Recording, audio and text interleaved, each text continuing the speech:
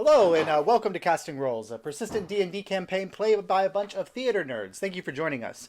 Before we begin, just a couple brief announcements. If you're enjoying the show, don't forget to like, subscribe, and follow so you don't miss an episode. And if you really like the show, go ahead and share us over on social media. You can find us on Twitter at Casting Roles and on Facebook at Casting Roles ILM. And if you want a one-stop place where you can find all of our links and information, you can find our website at castroles.com.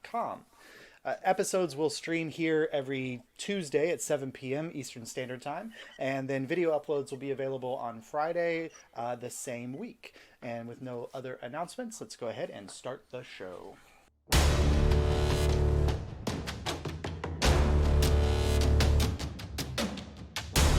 All right, so ticket takers. After a successful day of watching Darkon Cerulean sign the Adventuring Guild into its official, status, you sat down with Abel's father, Oguan Abioye, and the Princess Elora Bellinor, and discussed some of the issues facing the kingdom. Elora was surprised that people were facing challenges of being attacked, and that there was these crime elements growing within the area. And Oguan gave some good advice on things potentially to do. And after piecing elements together, you realize that your next journey might take you to the faraway mining community of Feldspar, near the Veltland, Mars' home front. But in the meantime, you decided to wrap up a few loose threads near Broadfield, taking one of the original jobs to go rescue the kitten / displacer beast of one of the local patricians as a way to gain some power and influence from the wealthy patrician order. You all headed out for the Haverly estate, just north of Broadfield, 10 miles or so. Coming across this well-manicured land and the walled estate grounds, you entered into one of the most elaborate, beautiful homes that you've seen, and were ushered through a hedge maze menagerie filled with mystical beasts like griffins, a kelpie, and an owlbear, to meet the austere and severe Lady Haverly. After some tense exchanging of ideas and words with the lady, you all headed off to tackle the challenge of getting her pet cat, or her pet displacer beast back, and met with one of her servants in the meantime, who revealed themselves as a member of Vox Populi and asked you to meet them when you were done. Entering into the woods, you faced some challenges. Abel almost got eaten by a man-eating plant. And then finding your way deeper into the woods, you started to see bone ornaments and features hanging from the trees. And then a abandoned kind of a tree stump that was covered in these bone effigies and things. And as you're slowly trying to make your way away from that without causing any disturbance, you spotted from the tree a large troll hunting your party. And that's actually where we left off, which takes us into everybody going ahead and rolling initiative.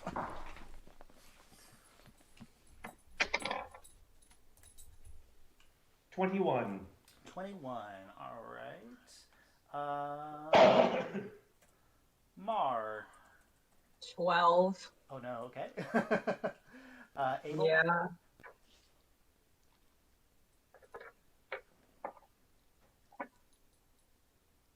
Kaimana? 1 second. Okay. Oh, we're waiting on D&D Beyond. That's what Abel's waiting on too. That is a 11. 11. And Abel, did yours pop up?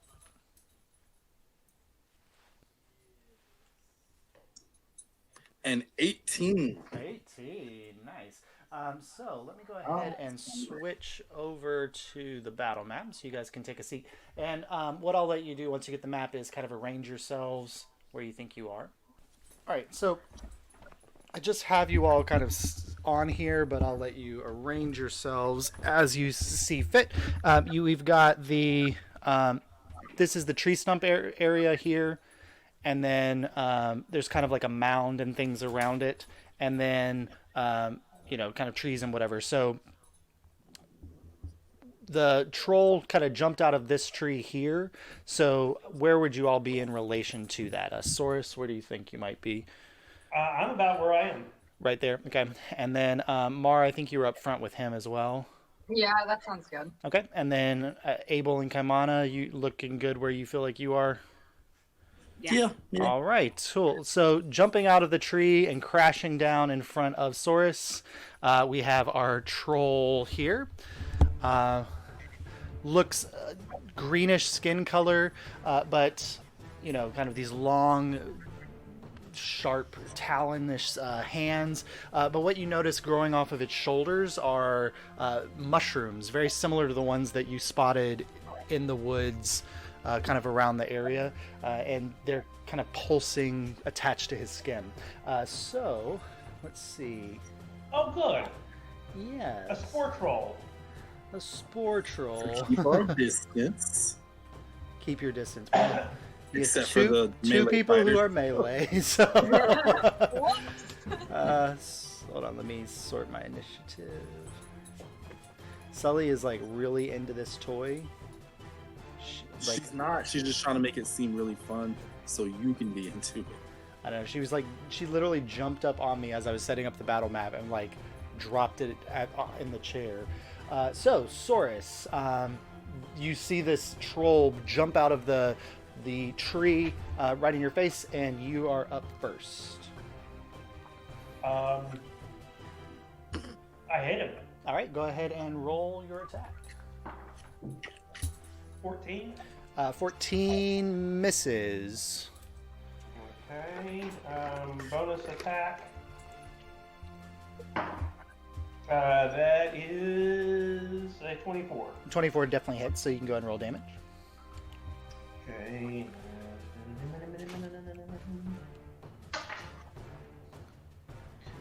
7. 7 points of damage. All right, so you as it crashes down in front of you, you swing out with the first one, and it kind of it leans back and dodges through it, but then your second punch connects solidly. And looking closely at it, you see kind of like the vibration of your hit kind of curl up, and one of the mushrooms on his shoulder begins to kind of twitch a little bit and shake. Nothing happens yet, but you're noticing that like the attack is causing these like vibrations to cause the mushrooms to react to your attacks. Anything else you want to do there with your turn, Saurus? Yes, I'm going to counter around him to give Mar flanking. All right. So you get around to the Stay other within threat distance. You get around to the other side of him. Good. All right. So that ends Saurus's turn. Abel. Okay, so jeez. Oh, jeez. After I was attacked by the plant thing, didn't I get my flamethrower Yes. giraffe? Okay, would it still be up? It would still be up. Yes. Okay, all right. So I don't have to use an action for that. I want to. It's a bonus action. All right, I want to use I think my movement. Okay. So I can I get around him kind of where Source is? Okay. Like on this side over here? Yeah. You have Can 30 we get feet of an attack movement? of opportunity? Well, depends. Depends. Like if you want to get up here, are you trying to fire the flamethrower without hitting Yeah, I don't anybody? want to hit my friends. That's what I'm trying to get Yeah. like a better. Okay. So go ahead and roll. Don't worry about me. I Chris easy. Just go ahead and roll an acrobatics check to see if you can climb this. This is a kind of a rocky, like moss-covered surface, and there's kind of scree. So as you're trying to climb up on it, some of it's slipping around. So just go ahead and roll an acrobatics check just to make sure you can clear up that. Acrobatics. Yeah. Got a 19 plus 1. Okay. Yeah. Oh Good. gosh. Yeah. I forgot when I hit him. My aspect extraction. I think you have to hit with is it hit with any attack or hit with a flurry of blows? It's flurry of blows. You're right. Okay, Never good, mind. good. That's fine. But yeah, good. Keep that in mind. So you're able to get up there, Abel, and it's a 15-foot cone. Is that what it is? Well, first, since it's already active, I want to use an action to try to hit him with a firebolt cantrip. Okay, first. go ahead and roll your firebolt attack. 13 plus 7, a 20. That hits. Go ahead and roll damage. Firebolt hit. Damage. What? Yes. Since it got fixed. Yeah. Okay. And do I have my arcane focus? That's not till later. 6 damage. Okay. And then I want to do the bonus action, the giraffe thrower eldritch cannon. Okay, and that is a saving throw. Saving throw. What kind? It is a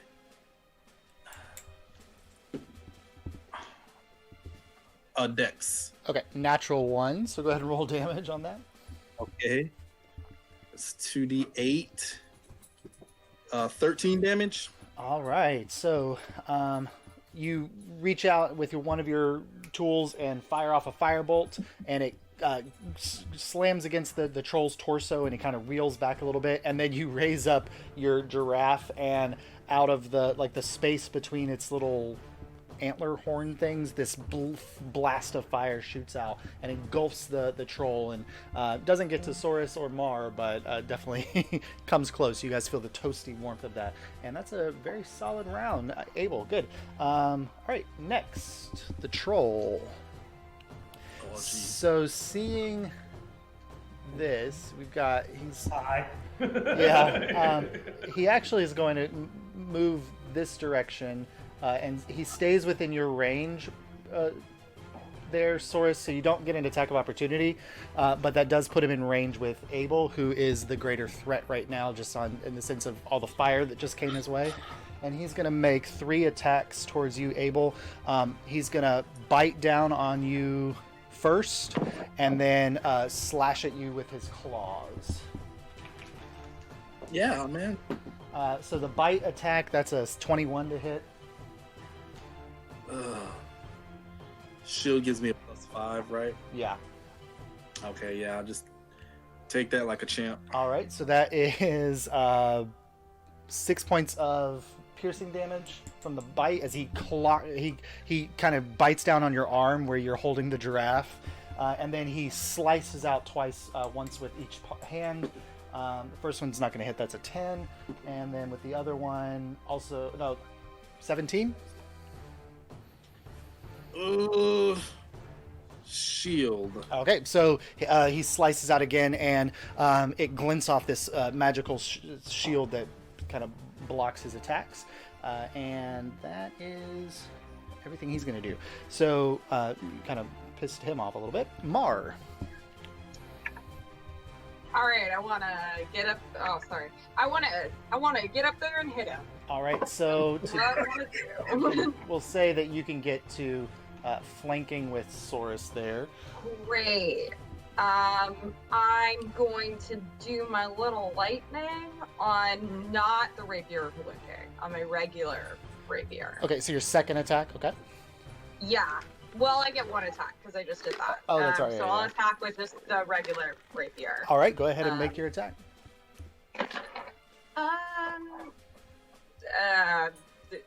With advantage. With advantage, Yeah, yeah. I did. 24. That definitely hits. Go ahead and roll Oh. your...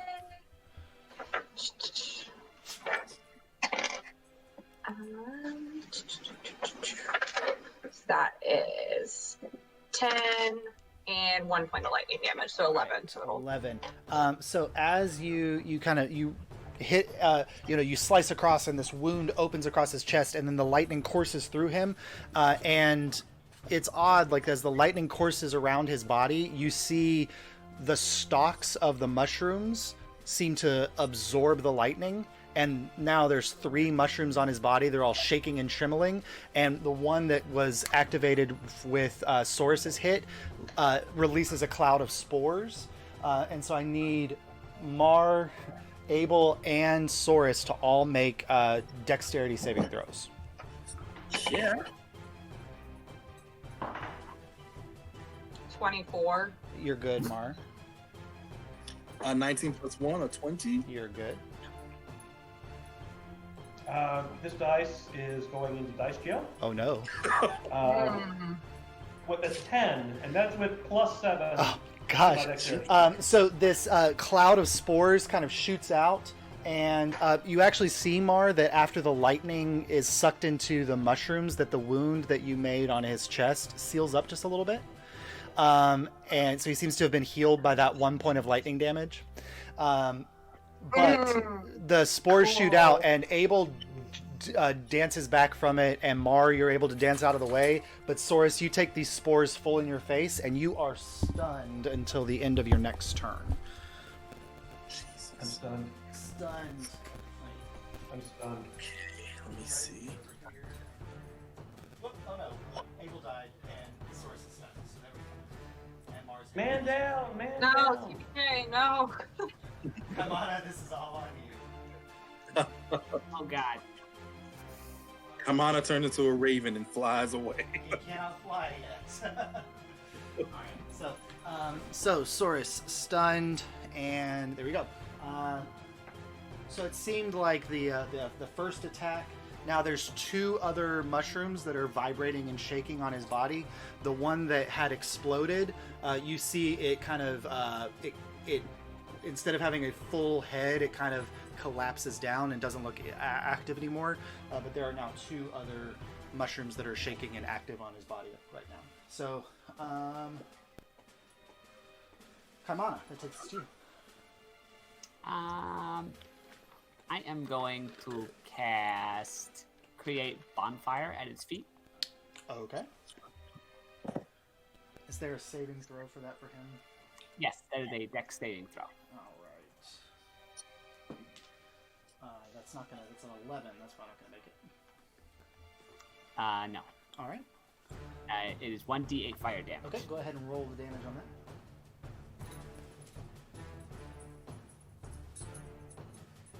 This man.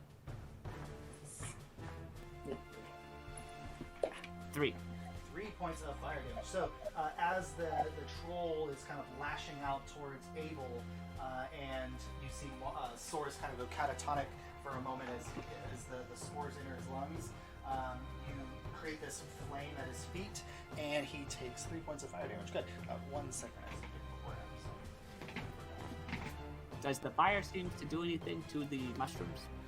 so the mushrooms are mostly up around his shoulders, and so around his feet, no. But the troll from the fire attack from Abel and now this one does not look happy with the amount of flames that are currently. Does the fire remain? Yes. It It lasts stays for, in that sphere. Yeah. Awesome, Kamana. I forgot we had. Alyria. All right, Kaibana, do you want to do any movement or anything else with your turn? Yes. I would like to move my full movement Okay. to the left, or no, the other way as I'm looking at it. Yeah. This way? And yes. Like behind this tree here? Yeah. All right, good. So you're a little bit off screen there, but that's okay. You're kind of here behind this tree. And you've got the bonfire at his feet going. Awesome, good. Which takes us to Alyria. Let me pull her up really quick. So seeing all of this and seeing you all kind of ganging up on the troll, she's going to get on the other side of it and grab flanking here. And you see her activate her holy symbol, and her hammer begins to glow with this fiery light, and then she slams out with an attack against it. That's a hit with a 19, and so she does.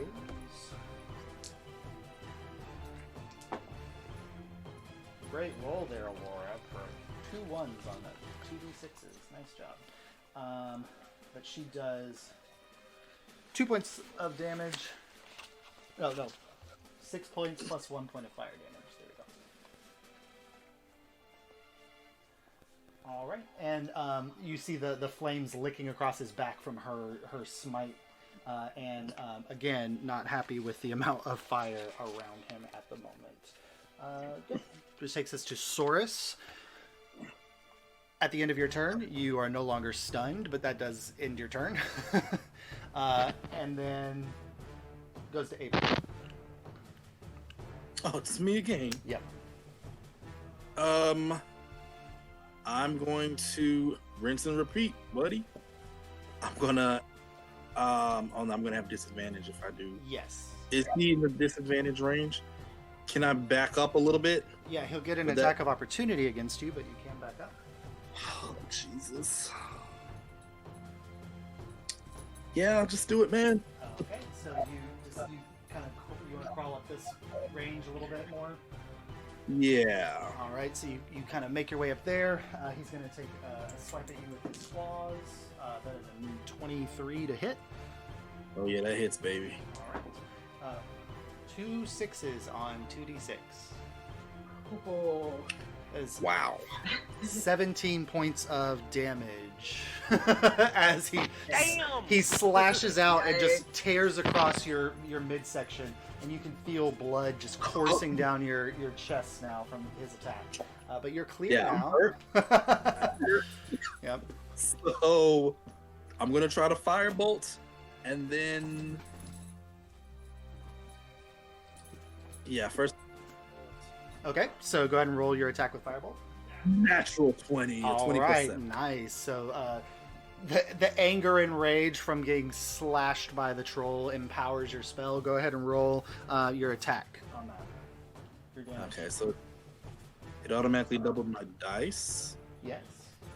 So 17 points for a crit. Nice. Is he looking hurt? Oh yeah, he's looking pretty charred and hurt. Because I'm real hurt. Char. Char. And then I'm going to load up my flamethrower cannon. Okay. I'm going to aim my little giraffe gauntlet Okay. and force him to make a dex save. All right. 15-foot cone. I also need Saurus and Mar to make a dex save as well. Wait, can I? There's no way I can like reposition. You're asking It's the best people fine. to make dex saves. You're fine. Yeah, Sure. there's probably no 17. way you could use the flamethrower without getting one of your teammates in it.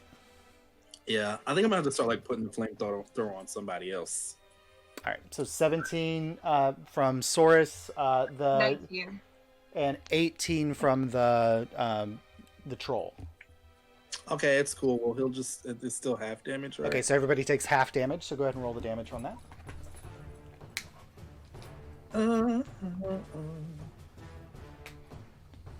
2d8, 7, so 3 apiece, right? Okay, 3 points of damage to everybody from that. As your anger, you cast the cone of fire out, and maybe after a moment you're like, oh no, my friends, but it seems like everybody kind of mostly comes away mostly unscathed from that. But 3 points of fire damage, good. Anything else you want to do there with your turn, Abel? What was that damage again? 3 points. 3. Yeah. Okay. I'm gonna. Oh Jesus! He goes right after me, doesn't he? Yep.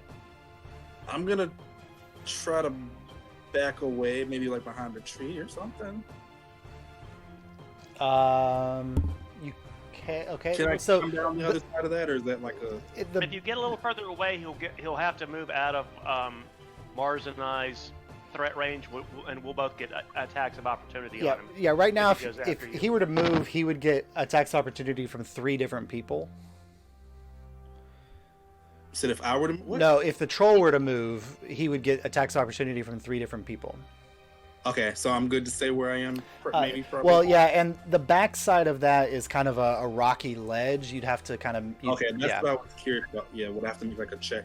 Okay, I'll hold steady and pray to medicine here. All right.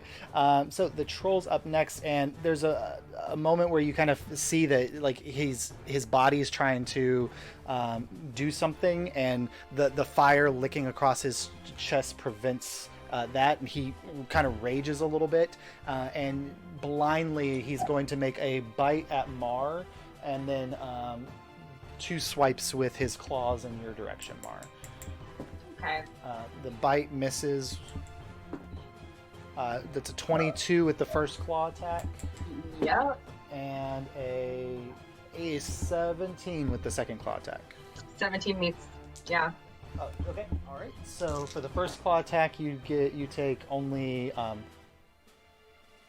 8 points of slashing damage, and with the second one, you take 7 points of slashing damage. Okay. And you can see just like this rage burning in the troll's eyes as it's a little bit on fire. It's bleeding, and it's not looking like it's very happy. But it can't move or do anything from its position, so it's there. Mar, which takes us to you. I would like to hit it, please. All right, go ahead and roll your attack. Do I get advantage? Yeah. Yes. Okay. So this will be the rapier of wood. Okay. 24. I keep rolling 17. That All hits. right. Go ahead and roll damage. That is 12 points of damage, Okay. and he. Does this happen on his turn? Yes, that happens on his turn. He has to make a Constitution. Right, save. or take the D4. Yep. Mhm. Right. Okay. And then second attack. At 21. Okay, that hits. Yep.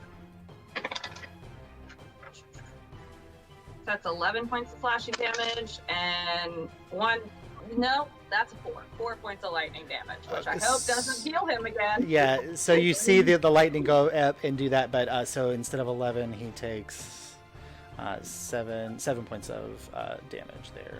I just don't want to turn it off because it lasts until I take another rest. Right, And that's yeah. still 5 minutes to turn it off. All right, so you slash out with the first attack and then the second attack, but the moment you hit with the second attack, you see both of those mushrooms hit with the lightning again, and they both start shaking, just shimmering, and so I need you and Saurus and Alyria to make dexterity saving throws. Sorry, everybody.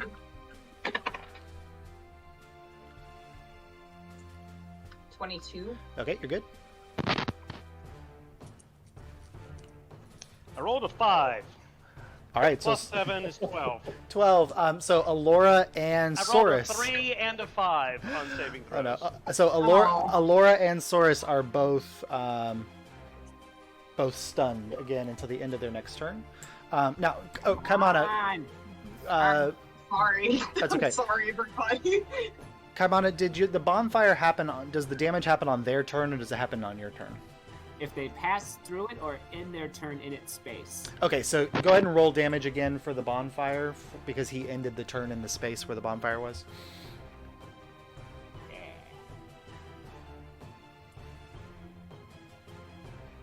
Oh, he gets to make a save again. Oh, right, yeah. 16.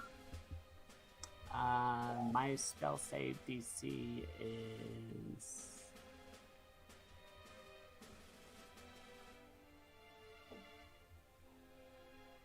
14, so he passes. Okay, so he passes. So he's able to kind of dance around the fire so that it doesn't damage him at the end of his turn. Okay, good. Does All he take half damage or just? Does he take? None. No, None yeah. take no damage. All right. Which takes us to Marty. You want to move or do anything else with your turn? No. Okay, good. Which takes us to Kaimana. She's done enough. Yeah, I've heard enough of this party today. Okay, I will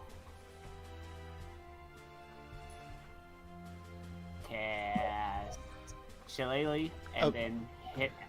Move Okay, forward and hit him. so you're gonna run up to him and hit him. There's no way for you to get into flanking because Saurus is blocking the Mars spot, and Saurus is currently not a threat because he's stunned. But you can go ahead and roll for your attack with your Shillelagh.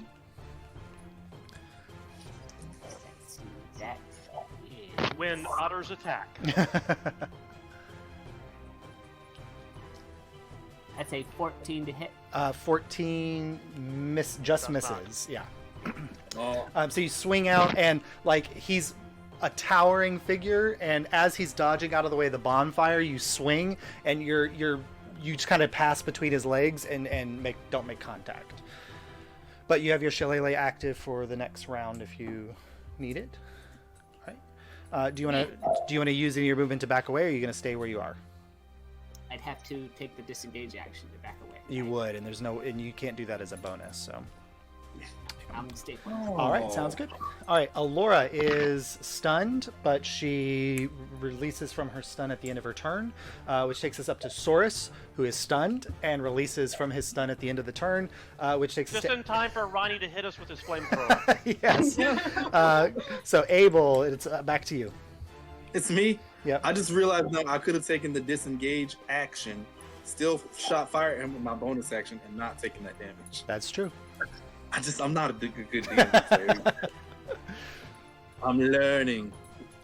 We're novices still. We've only been at this for 2 weeks. We're That's- fine. yeah. Exactly.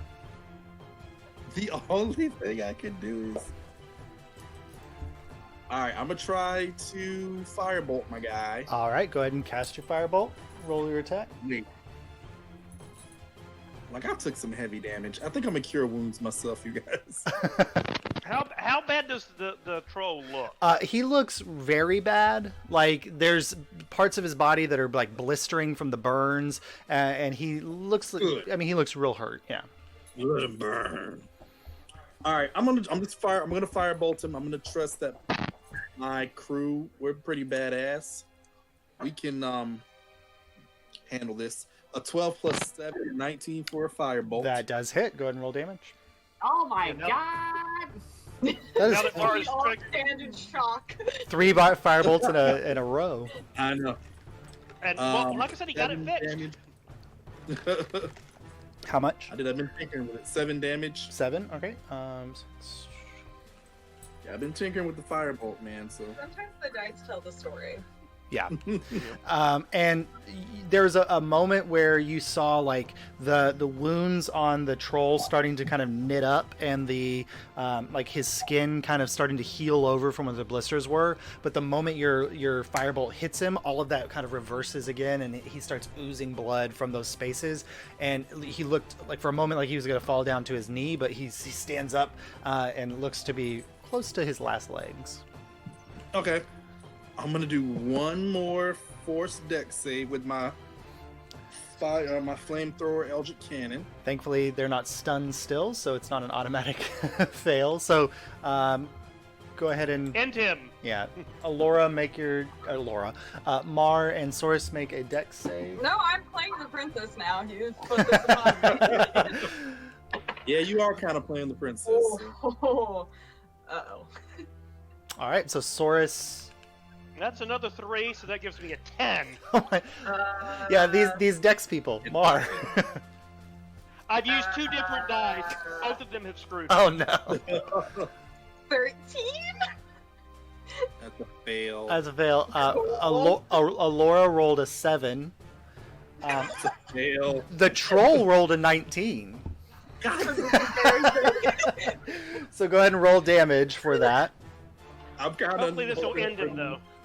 Yeah. I'm kind of hoping for not high damage now. You know, I Oh, probably sure. could have gotten him on my turn, but it's fine. It's just Well, you 7 keep healing damage. him up and setting up No, I mushrooms. don't heal him on my first attack. I heal him on my second attack. Can you just take one attack? Is that an Yeah, option? what's the fun in that? Telling Mar to only take one attack, like come on. What do you want me to It's do? out of character. It's out of character. How All right. dare I? All right, what was the damage from that? It's 7 damage. 7 damage. 7 damage. Okay, so he takes 3.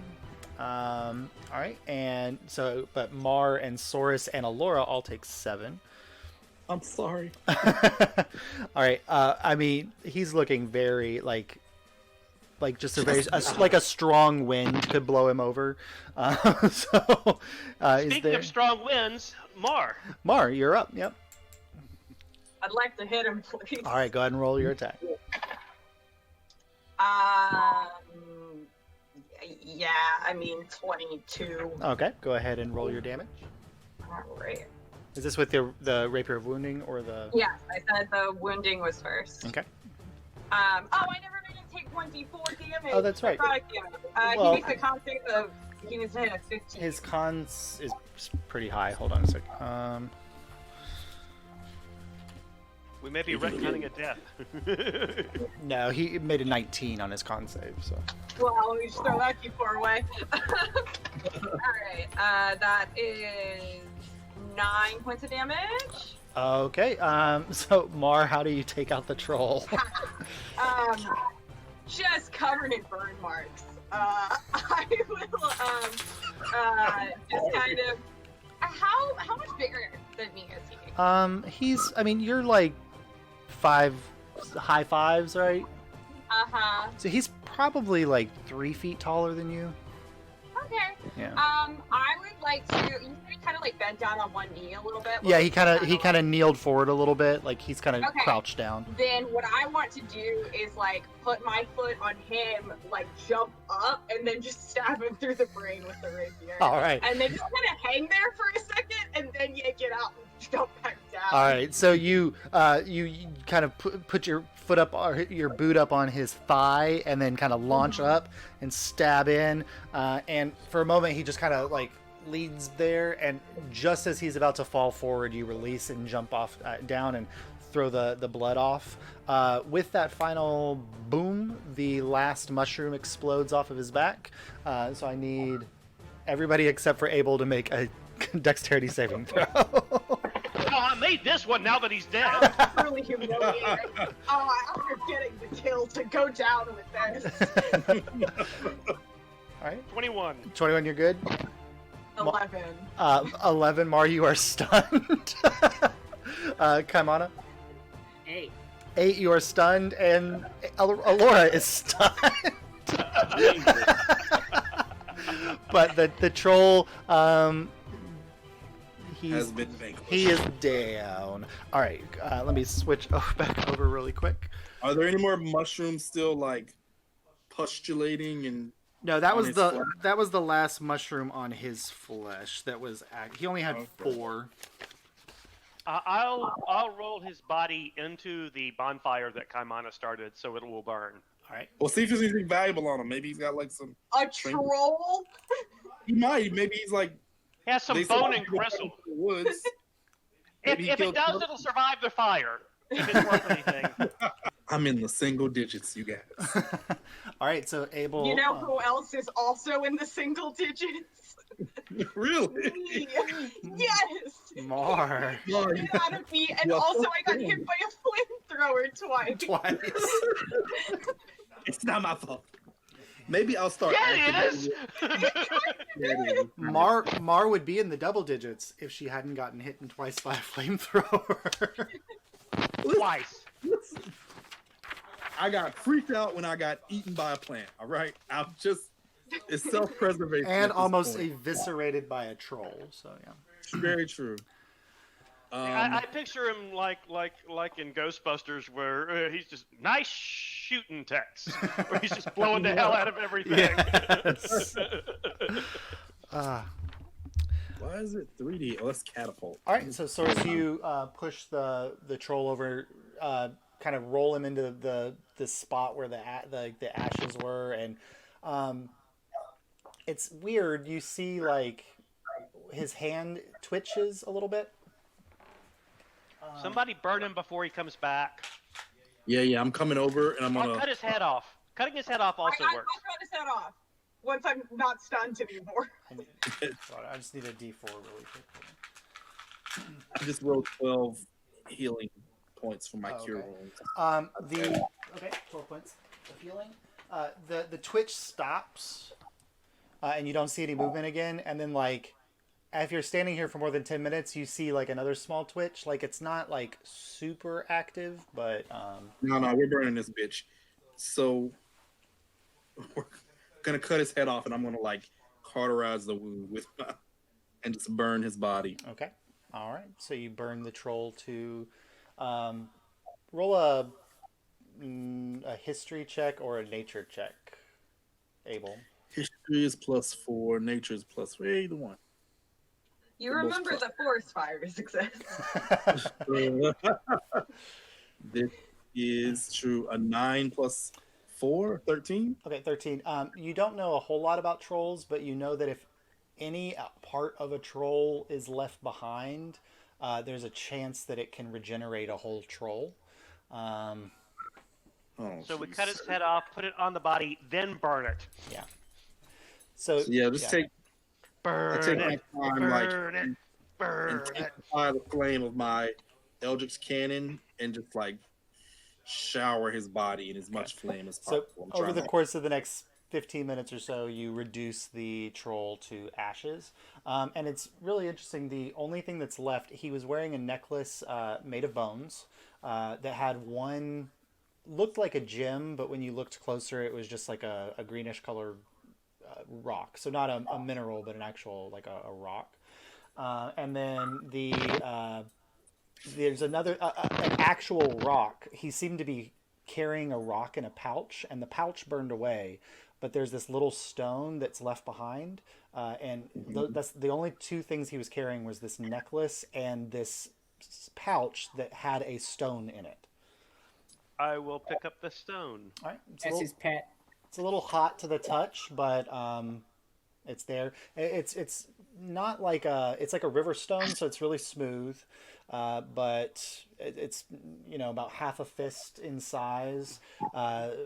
Maybe a granite or a some kind of other metamorphic type rock. It's got like little schists in it of different mineral layers and things, but it's very smooth to the touch. On the front, the backside's a little jagged, but kind of got a little stone now. And anything special about the necklace? Like if I take a few minutes investigating it, ritual cast identify.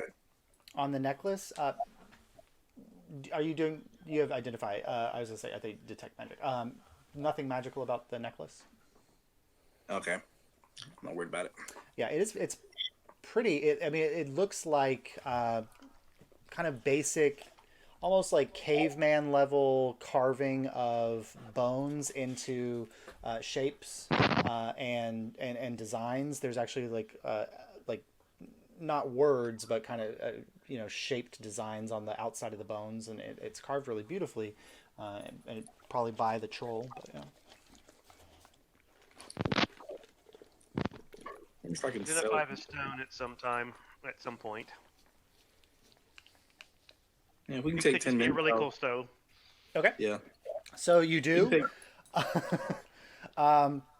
So you take a moment and you take 10 minutes and you identify the stone, and then you tell Saurus to throw the stone away. Because Just you do. It ain't worth it. No. Do you throw it, Saurus? I throw it. Okay. You throw it. It disappears into the underbrush, and then you feel something pop in your pocket.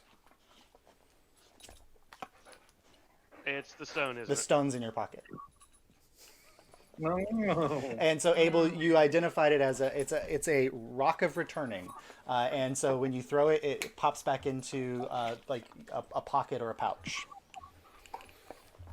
I got a rock. So for these 20 minutes, I think it has been Mars been laying in the grass. All right. I give the rock Are you to really in the Kaimana. single digit? Thank you. Truly, okay, I'm not in the single digits, but I am at 11. So like around the cusp, I would argue. I had. That would be great because I could see I had Kaimana fire. throwing the rock at something, and then it just pops back, and he just keeps throwing the same rock over and over. Yeah, like if we got you a slingshot, man. It's like a yo-yo. You have a slingshot? I also can cast Magic Stone, so it's great. Yeah. There you go. Or you can We have use it as given like a distraction. Throw the stone over like in the brush somewhere, and it comes right back to you. So that's pretty cool. That's pretty good. Mundane, Also, ridiculous magic item that gets used by its players in a very good way. So- Yeah, cool The stuff. only thing that would make it better is if it was an egg. Oh. Just constantly egg. Maybe you could paint it to look like an egg. don't know We had once a it hits. job like we were supposed to do. I don't know if you guys want to like get back on track or anything. Yes, Mod is correct. Let's not get distracted. But some of you guys are looking a little beat up. I don't know if we're in a condition now to fight a kitty. Well, hopefully we won't have to fight it. I mean, I don't take a person. We're gonna have to fight it. We're gonna talk first. No. I feel like if we come back with like, you know, Cat with a bunch of injuries, she's not gonna be thrilled with us, you know? I don't think she cares that much about her animals, honestly. I, for one, would prefer not to be flamethrowered again. Yeah. Okay, so I will give the flamethrower to Kaimana. Kaimana's melee too, right? You're melee mostly. I can be. I trust Kaimana with the. I trust Kaimana with the flamethrower because I'm going to be hitting and Mars going to be hitting. Yeah, but if you're closer, it's less of a chance for you to hit like more people because the cone is going to expand the more it like. But Kaimana is small, so he can like step between us, shoot, and then step back out of the way. Yeah. I trust Kaimana with the flamethrower. I made one mistake. Does it have to be an artificer thing? No. I can like it's like a tiny object, so I can like fix it to one of you guys. I still control like when it goes off, but you could probably. Is it something he has to like attune to at some point? It's still under Abel's control. Yeah. Yeah, it still goes on my bonus action, but it's placed wherever you are if like you're carrying it. Interesting. So that way, like if It could be remote controlled. Yeah. Exactly. Because I'm usually further back, so I'm gonna when I shoot it, it's gonna more than likely hit my melee counterparts. Mm-hmm. So if you guys are melee, Tomorrow, then. you can probably position yourself for like. Yeah, but maybe if you think want. about devil swords and then point your arm out and do. That's what You could be like the Mandalorian with the flamethrower. Let me be the Mandalorian. Yeah, either Kaimana or either Mar or Source. I'll give it to Mar since Source doesn't. So what? Anything to do with mine. You probably only have about a half hour left on it. That's fine. In the meantime, I feel bad about charring Mar so much, so I'll let her hold it. The only weapon Source will use is the handgun, other than his fists. Okay, So it's not you. You know what? I respect that line that you draw. I'll let Mar hold it. Just keep in mind. Mar is holding this flamethrower like she's never held a piece of technology in her life. Mainly because she hasn't. I just tell her, don't even think about it. Just position yourself to where you can shoot the bad guys and not our people. I'll do all the work. Okay. Thanks. She's no trust in me because she's still got blisters from. No, I say this as I chug a healing potion, looking you dead in the eyes. So I know who's gonna get the overflow next time. So here in the shadow of that tree trunk, are you guys gonna kind of march on from here? Are you gonna take a rest here, or Should we take like a short rest at least? you can take an hour here to take a short rest if you like. I wouldn't have used the potion of healing if we were going to do that. We can retcon that if you'd like, if you want to save. I would love to if we're going to Okay. take a short rest. If you would rather Why wouldn't you spend, get your wound? if you'd rather spend hit dice, you can do that. That's fine. While Can I they're draw on my cure wounds or no? The cure wounds was a very If we're long going to time take a short ago. rest, I'm probably okay. While y'all are short resting, Source is going to go back to the troll nest and see if there's anything in the nest. Okay, go ahead and roll an investigation check Come on, you want to come with? Yes. with advantage. Where's my short rest? There it is. Investigation. Oh, it's intelligence based, which means I get no bonus. 16. 16. So the closer you get to the tree trunk, the first thing you notice is all of those little like dangling ornaments of bone, skulls, ribs, all kinds of different pieces, kind of arranged in these almost like wind chime type designs, and then you kind of have to climb around to the backside, and you notice that where the trunk fell off to the side, there's an opening, and down kind of inside of there seems to where be the troll's nest is, and the closer you get to it, the more It smells. it smells Yeah. really bad. Like there's the fetid rot of old meat and decaying carcasses, mixed with like that fungal smell of mushrooms and mold, and so this is Josh, rolling out of there. Yeah. I point out that you're talking to a rat. All of this smells delicious. No, and so as you're looking around with the 16, like you discover several day-old, maybe some a little older, small carcasses of animals that are half-eaten or partially eaten, piles of bones. There's a couple places where it looks like he's set some bones aside that are partially carved, like he was in the process of carving a few of them to make some more of the wind chime type designs. You don't find anything of value, but there's meat if you want to take some meat. I'm good. Okay. Come on. Yeah. I'm good. All right. Yeah. Then there's a nest over in the corner of like just piles of mossy grass and things, and it itself also has bones sticking in it, like when he goes to bed in that, like that's like a little like troll in the pea, like feeling all these little pokes in his back, but he seemed to probably like it, so but he won't be returning. So short rest, you guys can roll hit dice to regain.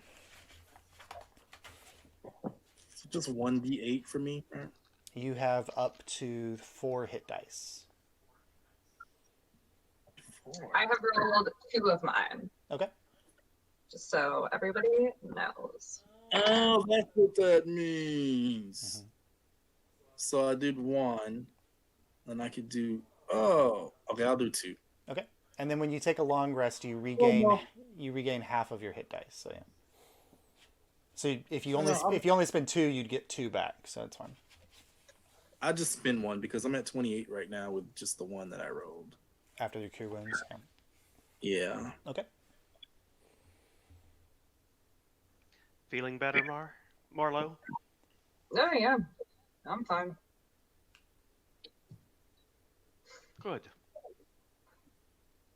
Let's go find Kitty. All right. We are on our way. So as you're leaving the troll den, Saurus, you notice that like the path that you guys were walking along this hillside, you start to see where the grass on the hill is clearing up to have rocky portions, and there's a few moments where you see like a small hole in the rocks that it seems that you're getting to like a cavern system perhaps, but only really small holes, but it's in the direction that you were heading before. So whoever's leading the jaunt through, this is the final check. Whoever's leading the jaunt through the final check of the woods can roll a survival check or a nature check. I guess I'll. Okay, go ahead. Come on up.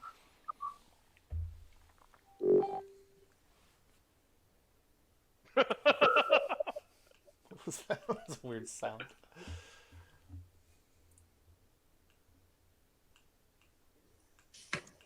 That is a 15, unless I had advantage. No, I don't. Nobody said they were helping. So yeah, 15. But that Yeah, 15's good enough. you're on your own on this Yeah, one. 15's good enough in here. So with that, you don't have to roll a d6. And so there's a moment, Kaimana, where you're kind of walking the group through, and you see like a half-eaten rabbit, and you're like, that's weird. And then you keep kind of following this direction a little bit, and then there's very clearly some tracks in some mud that look like they look like cat tracks, but they're much larger than a cat, and they seem to be heading towards this cavern in the side of the hill. Maybe a 6 foot tall opening, maybe 5 feet wide, that kind of curves away into darkness in the side of the hill. Can we tell how fresh the tracks are? With the 16 that he rolled, they're relatively fresh, like within the day. If we're at the mouth of the cave, I suggest we ring the bell. Yes, I agree. All right. Who had the bell? I think I did. Mark. All right, Soros, go ahead and roll an animal handling check. Animal handling. Okay. Really? No. That's a 2. Oh no! Buddy. So like No. you start to like aggressively ring this bell, and after like it kind of rings out through the space, and you kind of are directing it towards the cavern entrance, and a minute goes by, another couple minutes go by, nothing. Do we have the collar at the ready? Who Who has the collar? You have the leash, yeah. I do. No, the leash. I'm sorry, the leash. I have the leash. Okay. I I can will- go try to drive it out if we want. Let me go in because I have superior dark vision, and I have beast speech. So let me go in and see if I can talk to it. If you see me come running out of the cave, then get ready to do something. Oh, Do you want to jeez. pass the lasso off to someone else, maybe, if you're gonna have a conversation? Hopefully, we'll be able to put the leash on. Yes, Okay. if you're going in by yourself, I think you should take the leash with you. Yes. But I will leave the bell with Abel. I don't have. Who has animal handling skills? Because I don't have that. Mine are decent. I'll give it to Kaimana then, Okay, yeah. All right. in case he eats me and you need to try and attract him. All right, Soros, are you trying to go through the cave quietly? Yes. Go ahead and roll a stealth check. Stealth 17. Okay.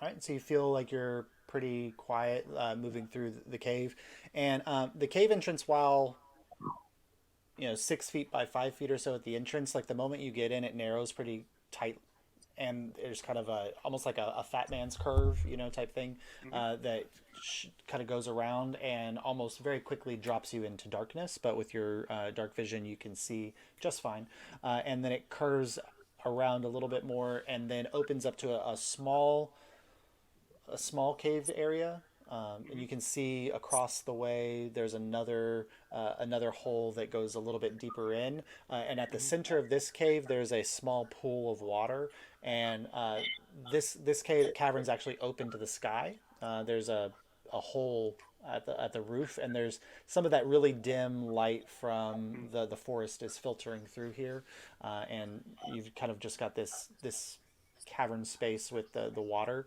Go ahead and roll a perception check. Perception. 17. All right, 17. Glancing around kind of quietly, stealthily, you're checking all the spaces. You don't see a cat or any other creatures in this space. There's just some, like plant matter against the wall that's maybe fell from the ceiling when the ceiling collapsed. Some vines from trees and things. There's a whole kind of section where it looks like maybe the whole part of what fell from the ceiling is just kind of there against the right-hand side, kind of right near the other entrance. So do you want to make your way around the pool and into that other entrance? Yes. All right, so you stealthily kind of creep past there and push through. This starts to descend a little bit, and then it curves to the left, and about 30 feet or so, and then it opens up to a relatively large cavern space. Okay. Go ahead and roll another perception check. And my dice are being ugly, so I'm gonna bring out my ringer. D&D has been very generous with their dice rolls. Perception. This is a 12. A 12. So this space has no lights at all, and so you're just relying on your dark vision. And there's a weird mist hanging through parts of the cavern that are blocking some of your vision. And there's one section of this that's really close by, and what you notice is that within this cave there are depressions, and in each of those depressions there's just a colony of mushrooms, and they're slowly giving off a like kind of a pulsing wave of spores that are creating this mist in certain areas of the cavern, and that's kind of blocking your view of all parts of the cavern. You can head deeper in. Pardon? You can try to head deeper in if you like. Yes, carefully avoiding the mushrooms. All right. And their spores. With dark vision, it's easy enough for you to do. But you kind of are finding that the path through the cave is, while this is a large open cavern, because of this, the mushroom spores is actually relatively tight. So you're kind of weaving it through. And when you get about halfway through, it doesn't see you. You finally notice on the back area of the cavern there's kind of a little lip, and laying lazily on top of this, two tendrils on its back that are kind of gently kind of waving in the air. You see the large dark form of what looks like a large panther with two tentacles on its back. I will sit down. Okay. Cross-legged, and call out in beast speech, "I would speak with you, brother." So go ahead and roll a persuasion check. Hey, what? Persuasion. It would have been animal handling, but you can talk to it. So. Persuasion 18. Okay, so finally I get a good roll. Your voice comes across in a way that's not threatening, and it lazily kind of turns quizzically in your direction, and it mewls like a cat does, but it just is like basically like, who are you? Josh, I would like to have this conversation where the other players can't hear me. Okay. All right. So what we'll actually do is, for everybody else, we'll go ahead and go on we'll do our break. And so I'll do Saurus's thing, and then we'll have our 10-minute break after Saurus's thing. So if everyone else wants to leave the call. Yeah, I don't want you hearing what I'm up to. Yep. I pick my headphones off. Yeah. Thank you, headphones. I'll just mute my computer so I can't hear anything. Yeah, I'll just turn off sound video. That'll work too. Yep.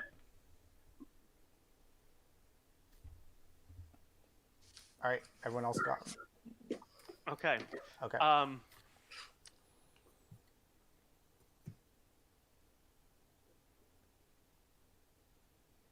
trying to figure out whether I want to role play this or explain it. It'll probably be easier if I do a little bit of both. Okay. So I start off to something to the effect of, brother, would you be free? Would you want to be free forever? And what I go into and talk is that we've been sent to bring him back, and that if we're not successful, there will continue to be people sent to bring him back unless something is done about Lady Haversham or Haverly or whatever. So as soon as you ask the first question, her response is, I'm already free, but if they will not make me free, I would prefer to live as I am now. Basically, what I proposed to her, that the only way that she can be free and that the other animals in the menagerie can be free is if something is done about Lady Haverly. And would she like to be the one to do it? Just checking her intelligence level to see how much she's going to get at that. Basically, the idea it's like hunters will keep coming unless you stop the one who sends the hunters. Evil lady. Eat the evil lady. Yes. Okay, roll a persuasion check. With advantage because you can speak to it.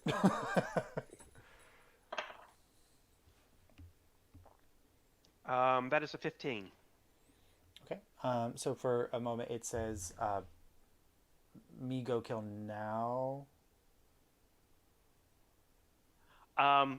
What I would try to explain to it is that the way to do this safely is to be duplicitous, to fool her. And so what I propose is she let me put her on the leash. I will take her to Lady Haverly, and then I will take the leash off. She kind of, the moment you mention the leash, she rises up on her haunches. She says, leash hurts. This will be the last time you ever have to leave it, and I will destroy it, or I will give it to you so that you can destroy it. You will never be leashed again. She kind of crawls down off of the perch, and you see her kind of dodge between some of the mushrooms. And when she gets up to you, you realize, like, this is a big... Yeah, I mean, cat. like if she were able to stand up on her hind feet, she'd be almost as tall as the troll was. Yep. So just even, like, kind of haunched there next to you, she comes almost up to you, like, almost as tall as I'm you sitting are. down, so she's... Oh, she's towering over you, yeah. And so she kind of gets over you, and you see, like, the tentacles on her back kind of rise up and kind of come over in your direction. And then she kind of lowers herself down, and she says, the last time. Yes. And one other thing I will tell her is that I was once kept in a cage, and I swore that I would never be kept in a cage again or let anyone else be kept in a cage again. And that with Lady Haverly out, we will be able to free the other people in the menagerie so that they can always be free, and no one will put them in a cage again. You see her kind of, she turns, and for the first time you notice that she's wearing a collar. And she just kind of presents her neck in your direction. Then I put the leash on, and we'll lead her back out. Okay, do you activate the leash? No. Okay. As you're walking, she says, the leash does not hurt for you. I have not turned it on because we have an agreement. I don't need... Okay. I don't need... Basically explaining, this is all, the only reason I put the leash on is for a ruse, because she is being willing and has made her choice. Yeah. So, remember last episode I said I was going to do something really fucking evil. How will this play out? Jesus. So as you are walking back out, so you leave the kind of the cavern area that has all of this miasma of mushrooms, and you get back to the kind of the smaller cavern that had the pool of water in the middle. And I will have warned her that there are others in the party and that they are not privy to our agreement. Okay. And as you're walking, you're walking around, like, to the left or whatever, and she stops, and the leash catches, and she's just standing there. I wait for her. I ask her what it is. Something bad here. And that's when you notice some movement in the corner of the cavern. And we'll go ahead and take 10 minutes there. Thank you. All right. Thank you, Thank you, 10. 10. Well, I'm going to go back to my original plan of run like the hell out of there. Yeah, so, like, you've got it's like a 30 feet of, like, Fat Man's Curve to get out of, to get outside of the cavern. But yeah.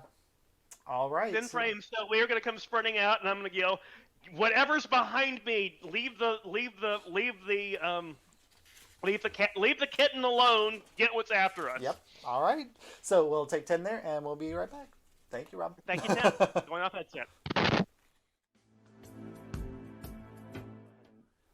All right, so we are back from our break, and with the rest of the ticket takers waiting outside as Saurus has gone inside to hopefully get the kitty, Lucy. We're gonna go pop back into the cavern. So Saurus, you're there in the second cavern that's got like the pool there, and you notice some movement in a corner. And kind of pulling off of the cavern with what you thought were small, like clusters of vines, you see this humanoid shape of vines kind of step out from one side, and then over on another area, you see another humanoid shape of vines kind of step out, and then that large mound that you thought was maybe the detritus that had fallen from the ceiling, it starts to rise up, and it's not like a small piece of it rises up, the whole mound kind of rises up, and you see this monstrous shape of vines and twigs and branches kind of come up, and you see this kind of giant head shape lurch forward and these giant arms kind of reaching out. I need you to go ahead and roll initiative. Oh my goodness. Everybody else roll initiative too, but you're not obviously in this yet. So 11. 11. All right. I am rolling mostly like ass today. Oh, no. It's like I think my highest thing is roll has been like a 14. You got a 16 on a Fortunately- persuasion earlier, so that's good. But yeah. Well, that was with bonuses. Yeah. All right. So Mar, what was yours? Sorry, I didn't do the math. I'm just looking at this number and being like, I wish I knew what was added to this. 22. Okay. Kaimana? 20. 20. All right. And Abel? 11. 10 plus 1. Saurus, what's your dex mod? Dex mod is +5. All right, cool. So when it comes to your and Abel's round, you'll go first. And Alyria, 10. Okay, cool. All right, so let me sort this real quick.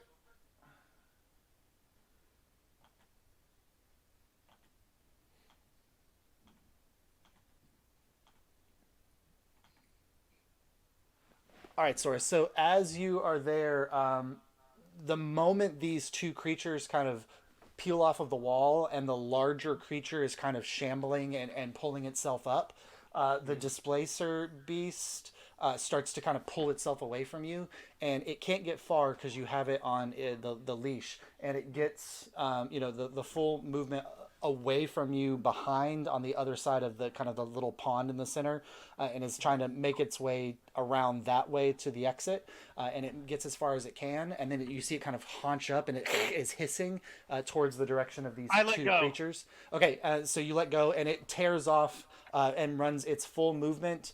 So it makes it 30 feet to the entrance, and then another 30 feet, and is almost out of the cave, not so that everybody else can see it, but is moving that way with the leash dangling off of its body as it kind of heads that way.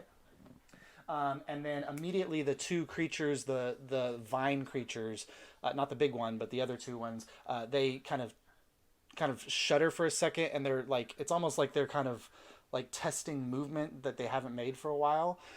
And then they kind of look up and they see you standing there, and they both just like chase off in your direction, and they're going to make attacks on you. Let me pull up their stuff. All right, so the first one misses. That's a 8. The second one's going to hit with an 18. And so you take only 4 points of damage, and I need you to make an athletics or acrobatics check. We're going to go acrobatics. Okay. And that is going to be a 17. A 17. Okay, so as like this, its arm like slashes out at you and kind of whips across your face, you feel like the pain as like there's a cut and you can feel kind of blood drifting down. But then the vine wraps and it starts to try to wrap around your body, but you definitely like kind of pull out and it's not able to grapple you. Okay. But it's there. That ends both of their turns, so that takes us to you, Source. I am going to take the disengage action. Okay. And I am going to run my 40 feet. All right. I'm going to burn a key point to Step of the Wind. Okay. And I am going to catch up to the cat and pick up the leash. All right. So you after you dodge out of the way of this vine, you tear off and get to that kind of fat man's curve area of the cave entrance, and you round about the corner and your momentum carries you up and you run along the side of you get up on the side of the ledge and run over it, and the cat's there beneath you, and you land down in front of it and grab the leash. So you now have the leash in your hand and you're ready to go, which takes us... Oh, go ahead. And I'm going to free action tell it, it's like... I'm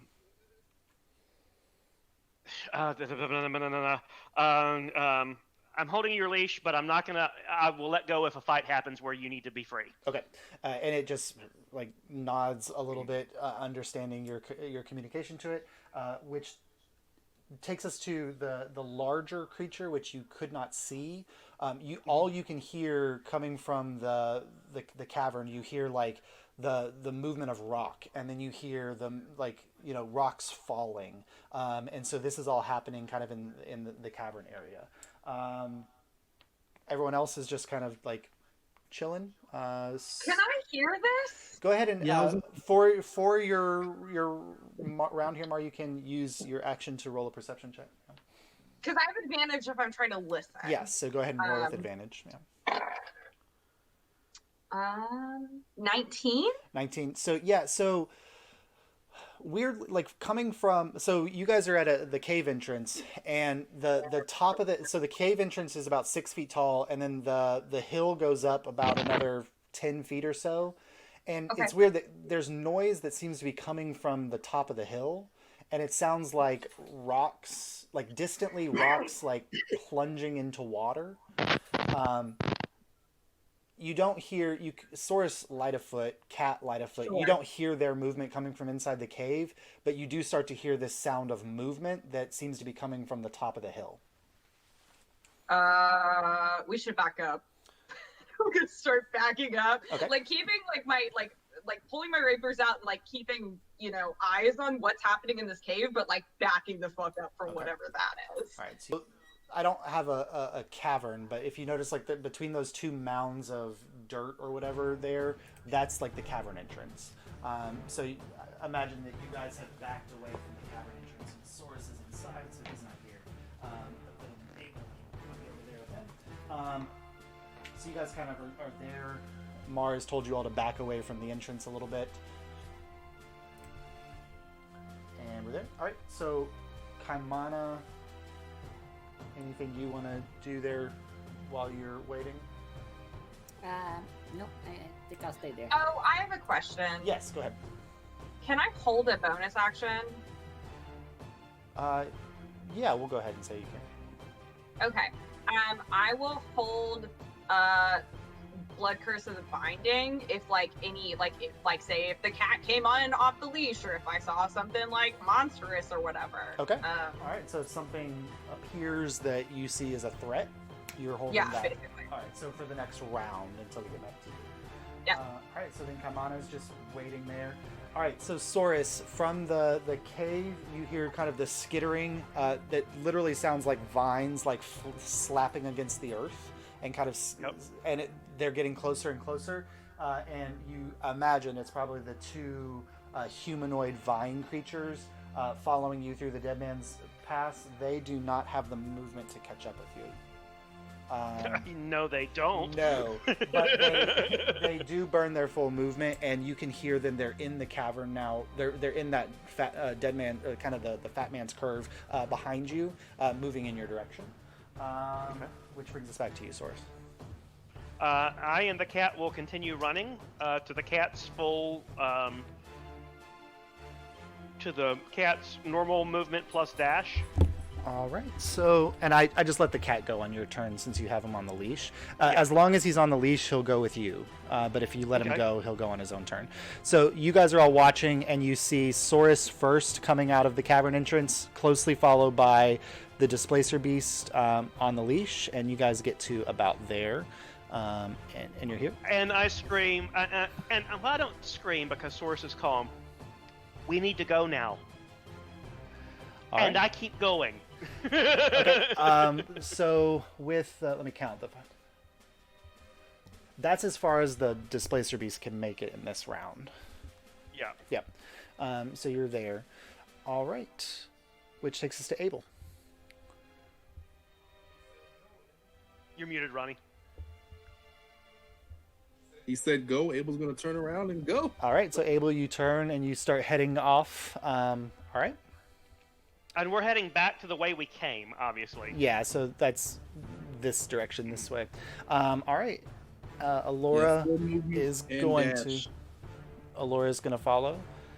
At that moment, Saurus, you hear kind of on the ledge above you this sound, and you look up to see that large creature that had pulled itself. It crawled out of the hole at the top, and then made the shorter dash because it didn't have to go through all the winding area, and drop down there in front of you. And you see this now everybody can see it, this large creature of vines and sticks and basically a walking plant, but huge and enormous. It's Swamp Thing. Yeah. And it is going to make an attack against you, Saurus. Let me pull up his info. Will my blood curse of the binding go off before or after this? So the moment it drops down, it would go off. So go ahead and... what does that do? It has to make a strength saving throw. A strength saving throw or its speed is reduced to 0 and it can't use reactions. And I will amplify it so it will last for a minute, but it keeps getting to make the save. Okay, so the moment it this drops, would be awesome. the moment it drops, this goes off. It only rolled. It has a +5 to strength, but it only rolled a 7. So it's a 12. It had to get a 13. No. Okay, so its speed is 0, and it can't use reactions. All right, cool. Yeah, and I get 1 point of damage for okay, that. good. All right, but it is still going to make 2 attacks against you, Saurus. So like these giant, enormous tree trunk size fists kind of come out and slam in your direction. And so the first one, well, that'll hit. That's 19. Mm-hmm. And then the second one is even higher. That's a 26, or no, 25. So they both hit. So that's 2d8. Oh, this is gonna hurt. Yeah. Rolled low on the 2d8, so that's a 9, 12 points of damage. And you are... so the first hits, and you feel like the vines kind of hit you and kind of wrap around your back. And then the second one hits your chest, and you feel it kind of wrap around your front. And then there's a moment where you're like, okay, well, I just got punched. But then slowly the arms retract, and you feel its body form around you. And all of you watch as Saurus disappears inside of this creature. Saurus, you are engulfed and considered grappled. While inside of it, you are blinded and restrained and unable to breathe. That's okay. I'm only down to 2 hit points. So There you go. obviously, I will have let go of the leash when this happened. Yeah, so you let go of the leash, and so now the displacer beast is free of Saurus's control, and there. So you okay, good. So that's the end of its turn, which takes us to Mark. Well,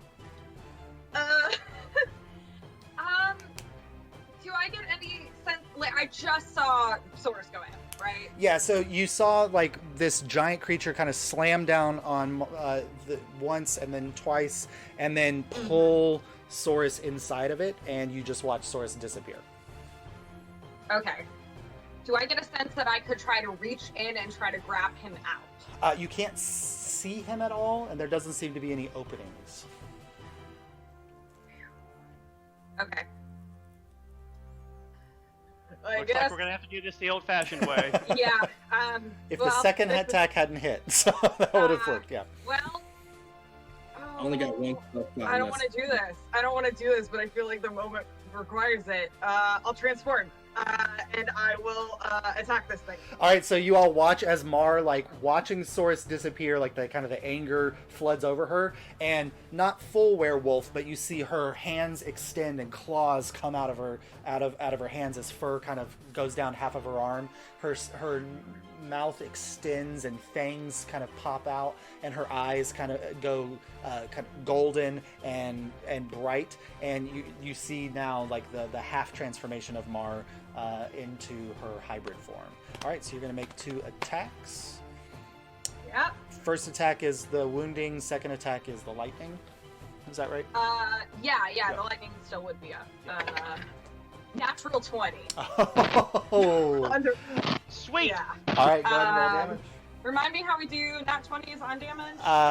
You can either roll twice the number of dice, or you can roll the dice and double it. Because the D&D Beyond doubles the dice, just doubles the dice. So either way is fine. Yeah. Okay, so that's 12 plus 18 damage. Ooh.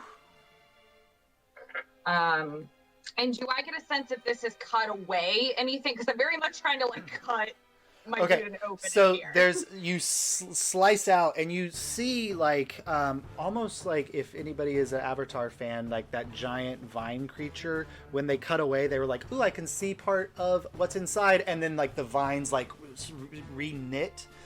So you sliced enough to like get a glimpse of Saurus, and then he disappeared behind the vines again. Okay. Then Enough for you to get a breath. Attack, that works, Saurus. So my next attack is going to be an unarmed strike with the claws, but I don't even know if this would warrant damage because I'm just trying to like pull at whatever I saw for a second and just like yank. Okay, so you're going to punch in to the exact same spot and make another attack. So go ahead and roll again. 19. 19 definitely hits. Go ahead and roll damage. Okay.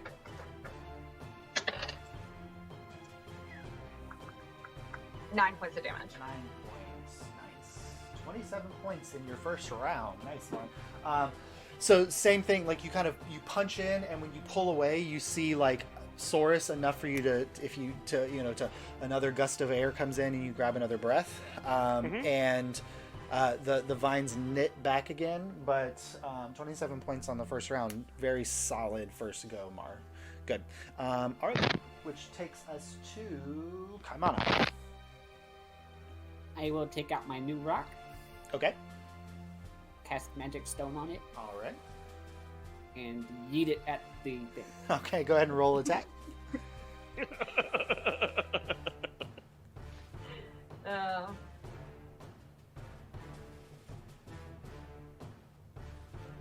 That's a 2-hit roll. Yes. That is a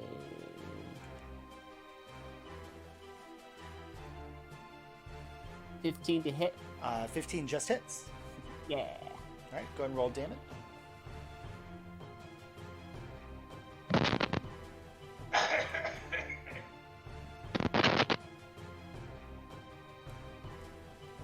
That is 9 damage. 9 points of damage. All right. So you pull out your sling and you fling this rock in its direction, and it solidly connects with kind of its weirdly head-shaped portion of its body, and takes a solid hit from that. Very nice. All right. Anything else you want to do there with your turn, Kaimana? I would like to move away from it. Okay. Towards where Abel and Alyria went? Yeah. All right. Cool. Maybe not in direct line of fire from Abel. Okay. I don't have it. I don't have the flamethrower. We'll get there. Oh, that's right. Mar has it. That's right. Yeah. All right, good. So you're there, Kanbana, which takes us to. You guys hear this kind of skittering sound from inside the cavern, and out of it, two creatures pop. They use their full movement to get there, but you guys see these maybe 5 foot tall creatures that look to be made of vines, but they have vaguely humanoid shapes. They have heads. The vines almost form hair and a beard on it, and the arms, 2 arms and legs, very humanoid in shape, but they make it that far, and that's where they get. And then it's the displacer beast's turn. So seeing Saurus, who most recently had its leash in its grasp, it's going to leap up onto the vine creature from the top, and it's going to make 2 attacks with its tentacles down towards the area where you were attacking it, Mar. That'll hit. Natural 20 on the second one. Yes! Sweet. So that's 7 for the first hit, plus 4, so 11 on the first hit, and then 8 on the natural 20, plus 9, so total of 9. Okay, cool. That's a really good hit from our displacer beast, right? All right. And it's after it kind of does that, it's gonna pounce off and land to the side, and it's there, ready to attack again. And that's the end of the displacer beast's turn, which takes us to Saurus. Go ahead and roll a Constitution saving throw. Constitution, that is 17. 17, so you're good. So you feel for a moment the vines around you that are kind of binding you inside this creature start to constrict and tighten, but you are able to kind of hold them off, and you do not take any damage from the constriction, but you are still engulfed. You can Do I have... attempt to break free from him if you'd like.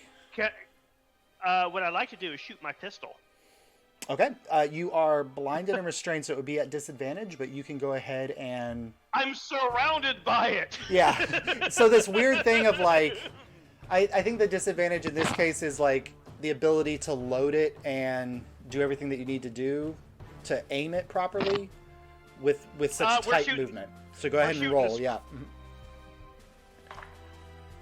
Low man was... 14? 14 hits. Sweet! Yep, that's its armor class.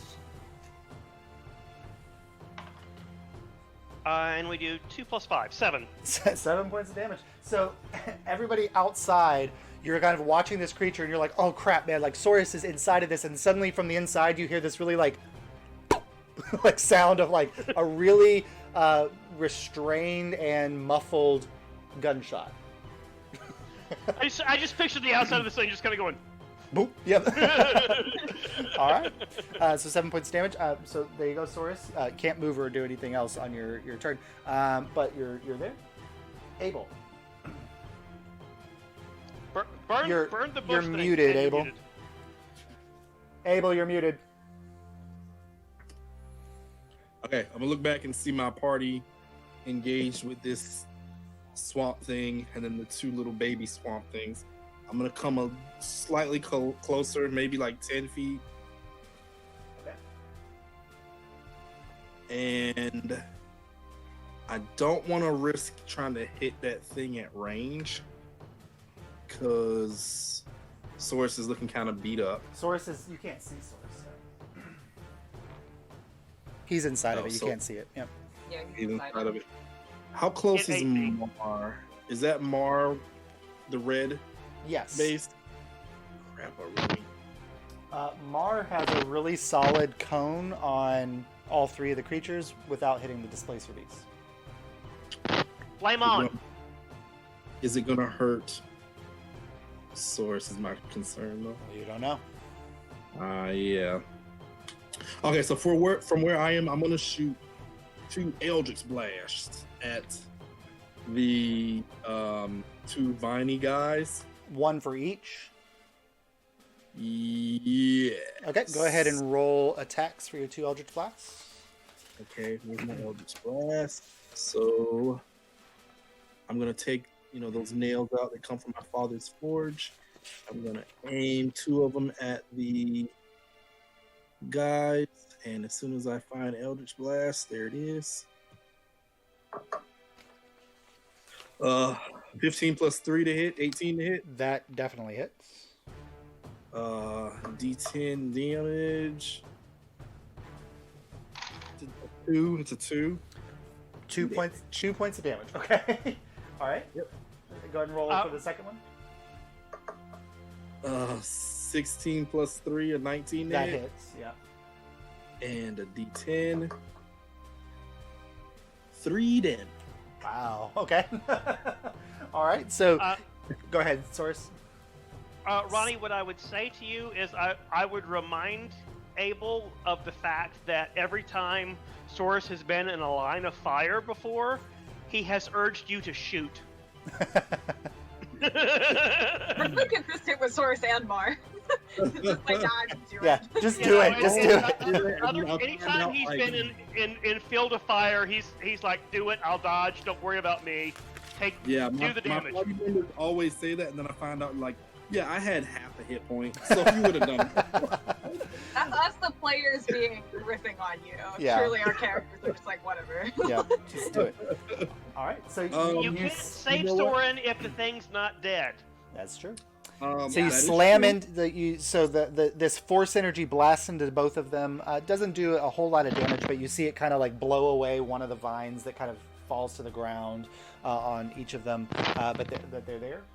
Anything with your bonus action? I'm going to use my bonus to remotely activate my Eldritch Cannon flamethrower. So he's just like sitting on Mars' shoulder, and then he like readjusts his cone and opens his little mechanical giraffe mouth and just elongates his neck and fires his cone to hit all 3 of the viney creatures. So Mar, you're sitting there like ready to attack again, like after just like slicing at this creature in werewolf form. And then suddenly Like War Machine. we've forgotten what giraffes sounded like, but at one point Source played that sound for us, and you hear that on your shoulder, and then you see this gout of flame shoot out from your shoulder in the direction of the 3. What's your DC? My 14. It doesn't. They all rolled. Like I literally rolled 3 3s in a row. No. So they all fail. So go ahead and roll your damage. 2d8.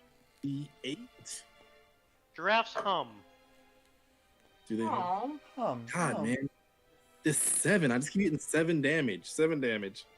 7 damage. Okay, so you watch as the blast hits the 2 vine creatures, and they like the flame engulfs them for a moment, and you hear kind of this like weird, like if plants could screech sound. It's almost like the sound of like nails on a chalkboard as the vines are like restricting and pulling against the flames.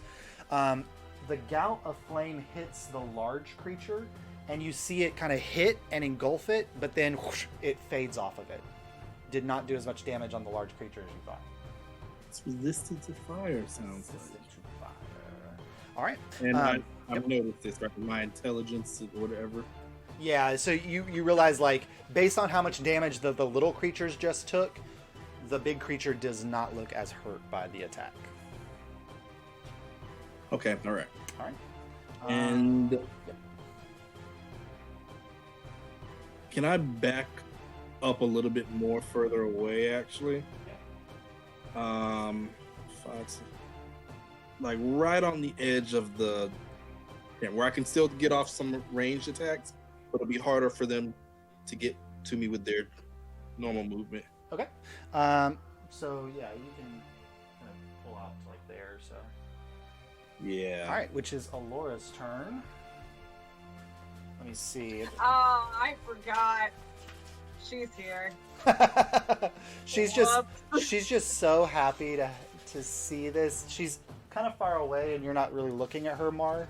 So she hasn't quite yet seen. Mart has forgotten that Alora was here. Yes. She would have thought This is going to be great. So, boy. So just how awkward can Marlo get?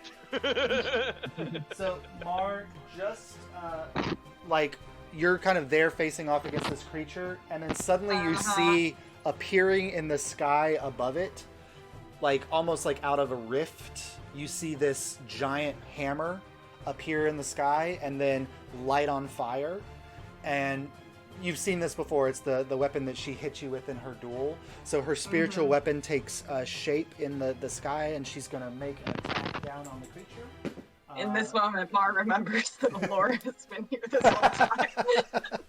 And she does hit, so that's a D8. 8 on a D8.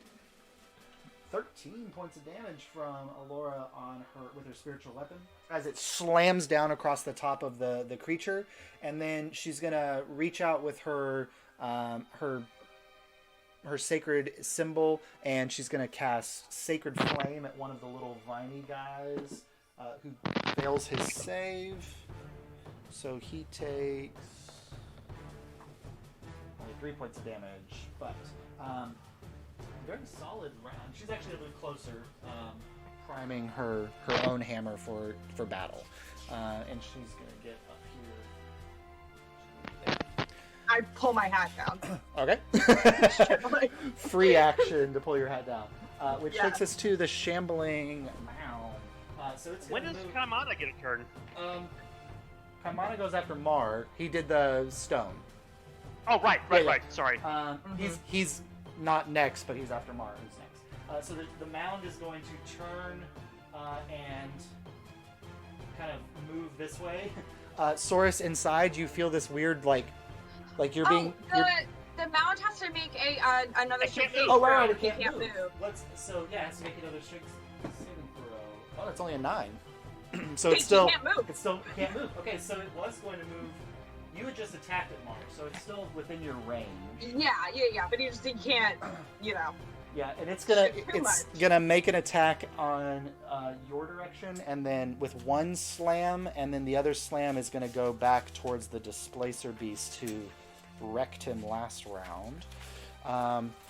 So against you, Mar, that's only a 17. Not in werewolf. Not in werewolf, because you're 18 with werewolf form. So the slam comes out, and like it's about to make contact, and you just like pull your hands up and block, and you feel like, oh, if I hadn't transformed, that would have definitely wrecked me. But you just shrug it aside with the kind of like the strength of your form against the displacer beast. However, that will hit. So that's. Ooh, that was a good roll on 2d6. Oh no, it's 2d8. Damn. Whoops. That was not a good roll on 2d8. Good.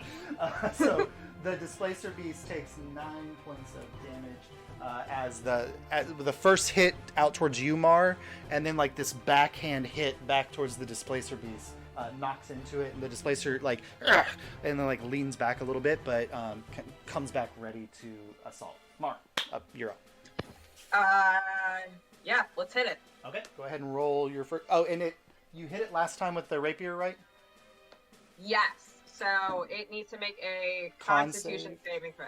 Sorry, I have so many saving throws that I keep making this thing make. That's a 5. So go ahead and roll damage on the wounding. 1 point of necrotic damage. 1. All right. Go ahead and make your first attack. Do I get flanking with the displacer beast? It is technically an ally right now, so yes. Yay! 2 18s. My goodness. 25. That will definitely hit. Okay. So this is with the rapier of wounding again. So that is 12 points of damage. All right. And another wound opens up on its body. It now will take 2d4. Or 2d4 at the start of each of its rounds. Okay. Until it succeeds. Yep. Great. And then, I don't know if this is going to work. I'm going to try it with the rapier with the lightning and hope it doesn't heal it. Okay, go ahead and roll your attack. 17. That hits. Okay. Oh, I hope this doesn't go poorly. Well, that was terrible.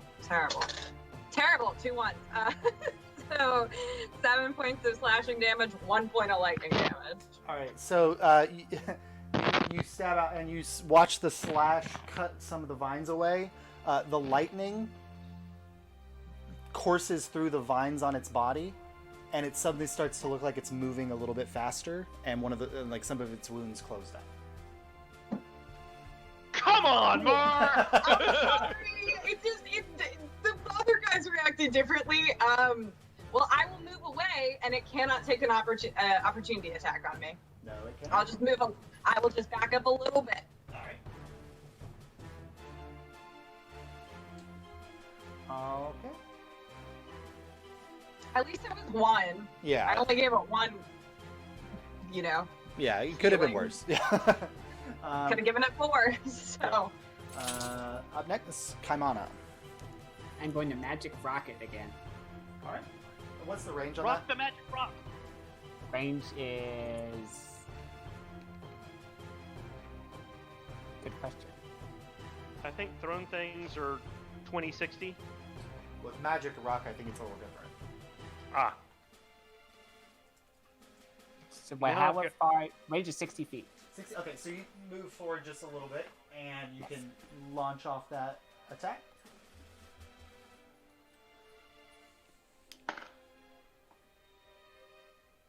That is a 18. 18 hits. Sweet. Ooh, that is 10 damage. 10 points, nice. So Damn. the rock shoots out, and this time it kind of slams into. It doesn't have eyes, but you imagine like what in this head shape the eye socket kind of looks like, and it disappears into the vines, and like the rock embeds itself into its skull. But then you feel it like pop into your side pocket, and it returns. Right, you want to do anything else there with your turn? Come on. Nope. All right, so that takes us to the displacer, who is going to, since these two things are here and are threatening, it's going to pounce down and make 2 tentacle attacks towards the 2 vine creatures here. That'll hit 18, and that'll hit with 12. And so they take 7. Alright, this vine creature dies, Sweet. and the Nice. other one looks really hurt.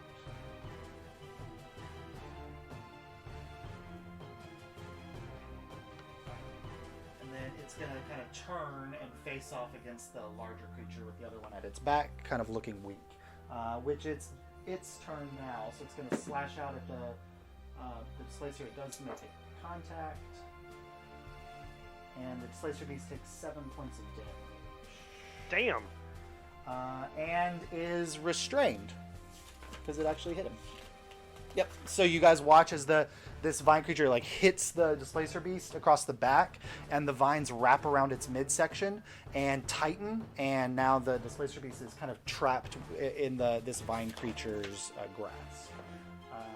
Which takes us to Saurus. Go ahead and make a Constitution saving throw. Constitution 10. 10. You take 7 points of bludgeoning damage as the vines I'm down. restrict around you. Okay, so Saurus, you kind of feel the vines kind of crush around you a little bit, and then you like Pass out. Like all of the breath is just forced out of your lungs and you black out. All right. Which takes us to Abel. So seeing the damage that fire did to the other little vine creature, I'm going to aim a firebolt at this one. Mm-hmm. Let me find it.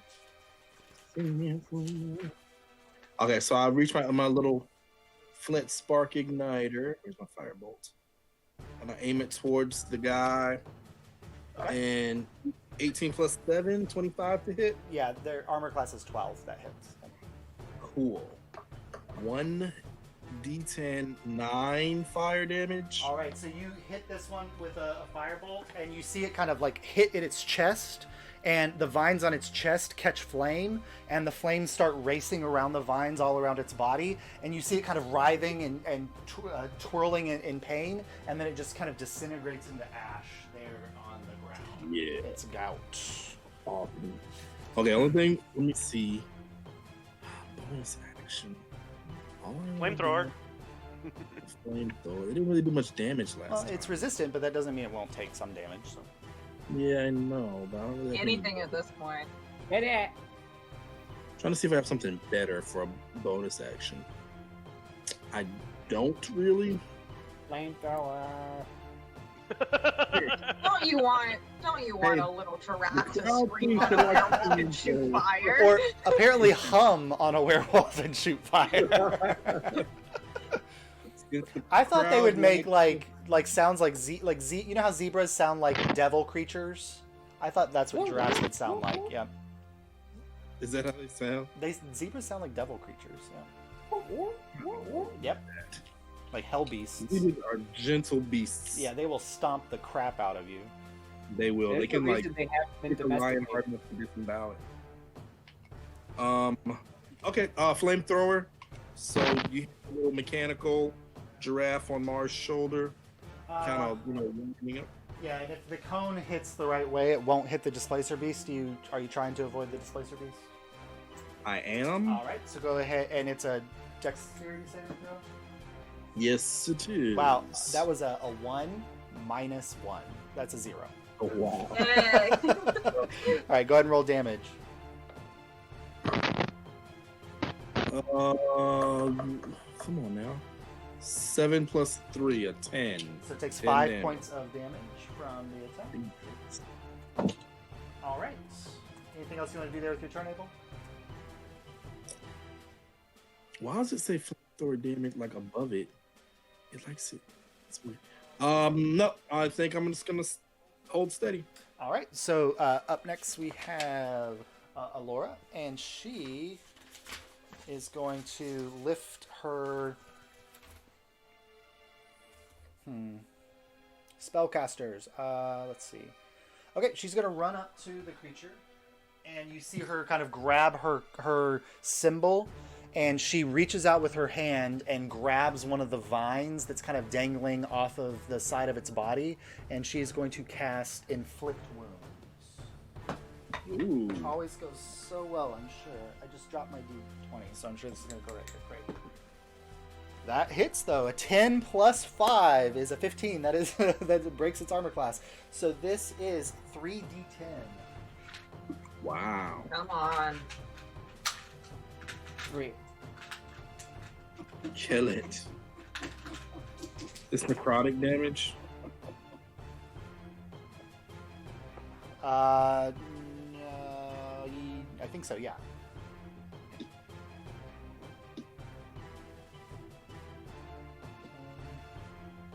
Um, 15 points of damage. And so you all watch as the spell kind of hits, and you see like almost like the vines turning to like just death around the spell, and it traces around the creature's body, and this blackness spreads from where the attack hits, and then she kind of steps back, and the moment she does, the spiritual weapon crashes down on its head, and that also hits, and it takes another 7 points of damage from the spiritual weapon. And it's looking rough at this point. All right, which takes us to its turn. It's a Constitution saving throw, Mar. It is a Constitution saving throw and a Strength saving throw. Okay, it failed the con saving throws, so go ahead and roll 2d4. Okay. 5. 5 points of damage. It did succeed on the strength, though, so it's no longer... Yeah, it can move and take reactions now. Alright, so it's going to... It's got 2 things facing off against it, so it's not going to move at this point. So it's going to punch out towards Alyria. That hits, and... Oh god, that was almost a natural 20. That was 19. Bro, if we took a princess on her mission and she dies... So I was worried about the displacer beast.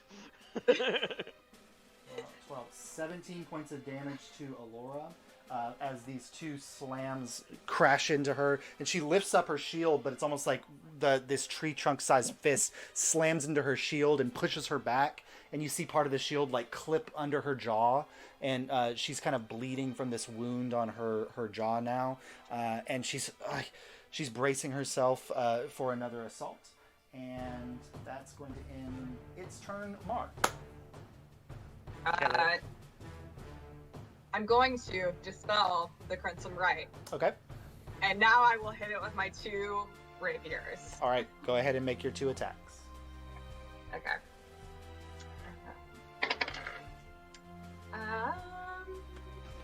14? Is that what I needed? 14 is its armor class, yes. Okay, great. Great.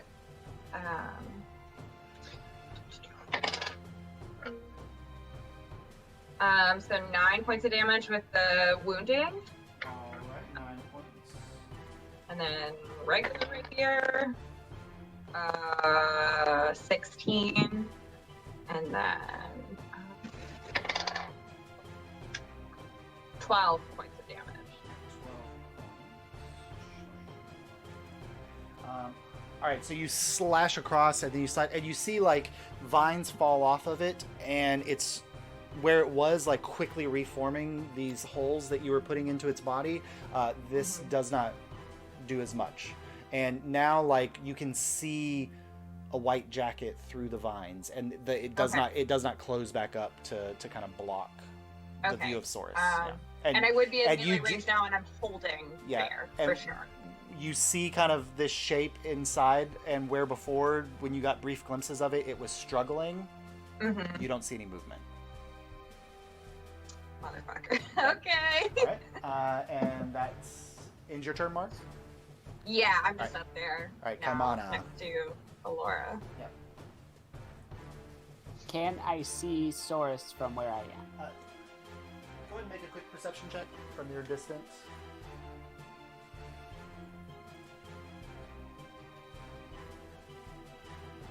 That is a 10. A 10. So with all the kind of it moving its arms around, and with the spiritual weapon flying, and Mar fighting, and you catch maybe a brief glimpse of white, but you don't know. I mean, you assume it's Saurus, but it's hard to tell what's going on over there. I guess I'll magic stone it again. All right, go ahead and make your attack.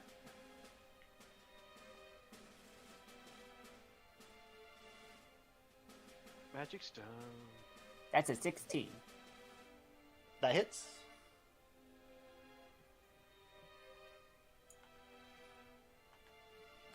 That is 6 damage. 6 points of damage. Magical. All right.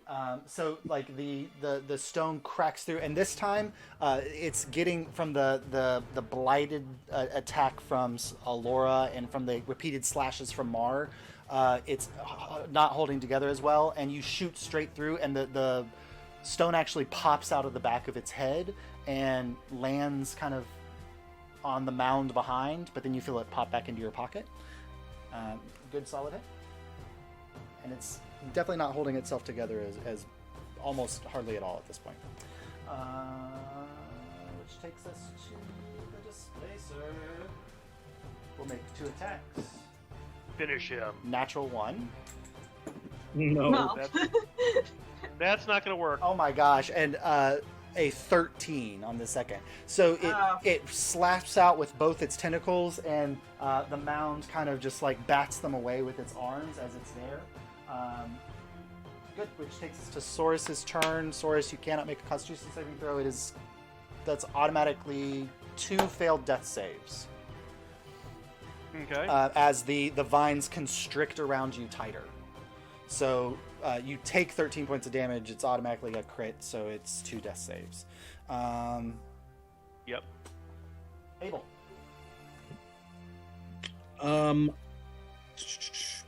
I'm guessing where I am now, I might not be able to get a shot off, right? I mean, this creature's towering. It's probably 10 feet tall, so it's towering above Alyria and Mars. So you can aim above their heads. Okay, so I'm going to try to hit it with the 2 Eldritch Blasts. All right, go ahead and roll your attacks. Okay, find my Eldritch Blast.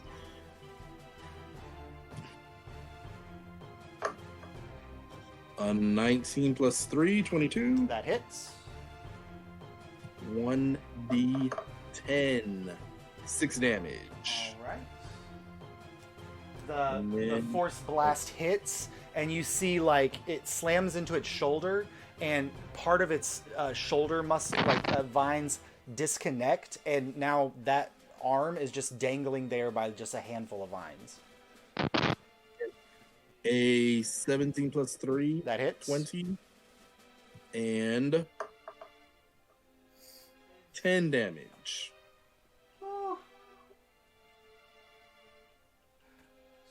So close. You nail it under its chin, and like half of its head like blows away, and there's just a gaping wound where the force damage was, and the vines are just tattered and destroyed there. It looks about to collapse. What was that? As Kamen throws his hands up and proclaims the use of the flamethrower, I remotely activate it and aim it at the vine monster and shoot a turret of flame in its direction. It has to make a dex save throw. So does Alyria. Oh, shoot. I have to coordinate better with Mard to where she can, like... Alyria makes her dex. I just saw Saurus's limp body. I'm not focused on my aim right now. So, with a -1 to dex, the mound still rolled an 18. God darn it. But Alyria did too. She rolled a 17. So go ahead and roll your damage. Cool. Low roll, but high enough. Yeah, right. Found that sweet spot. God. It's 3 damage. Oh my god. So, interestingly, if it weren't resistant to fire, 3 points would have been exactly what you needed. But instead it takes 1 point of damage, and it now has 2 hit points left. Jesus. For the princess's turn. And so, seeing the lifeless form of Saurus, her newly made acquaintance there, she activates the smite on her weapon, and she's going to make an attack against it. And misses. Come on, guys! I'm dying here! She rolled a 13, so that misses. So she swings out, and the mound somehow manages to block her attack, and you see like the fire just kind of dissipate out into the air as the smite doesn't land. And I guess she could... No, she used her bonus action to activate the smite, so she can't use her spiritual weapon. Which takes us to the mound's turn. Oh, it happens on your turn, so you're good, Source. So the mound is gonna make 2... Oh, it has to make a Constitution saving throw for the wounding. That's a 7.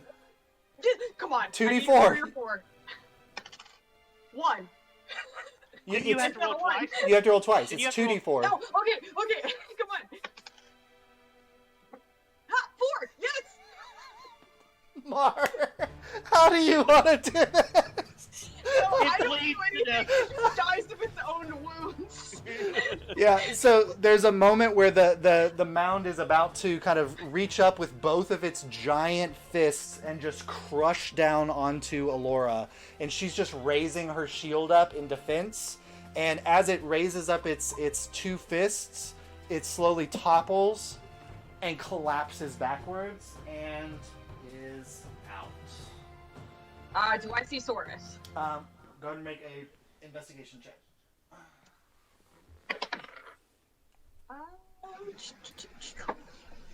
What is my investigation? 15. 15. All right, 1 second as I switch band. You kind of charge over and you see like his white jacket and you start kind of you're there. Go ahead and make like how are you going to try to get him out? I guess strength, like pull him. I get advantage. You do have advantage because you're still in your form. Yeah. So go ahead and make a strength check with advantage. 10. It's a dead plant. Okay. How much resistance can it be putting up? So you start to pull, and some of the vines are pretty thick and strong, and you're kind of breaking them away, and you start to expose Saurus's body, but you Can I see a snout of a rat that I can pour a potion into? So you the part that is exposed actually is Saurus's lower torso. Okay. And so you start to kind of pull that around, and Alyria is going to come up and she's going to assist you in trying to break him free. At which point she noticed. I cast Healing Word. 14. So she helps casting Healing Word, which was just about to be death saving throw for Saurus. So Healing Word hits, and go ahead and roll how much hit points he gets back. Okay, I'll cast it at 2nd level. Okay.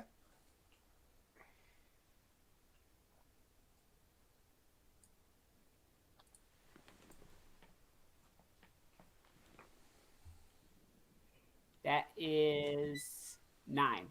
All right, 9 hit points. So Saurus, you're kind of inky blackness, and there's weird like images of,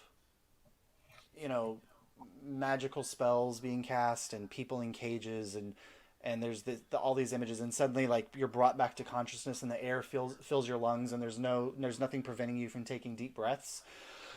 But you're still inside of this creature, but you are back with 9 hit points. Alrighty.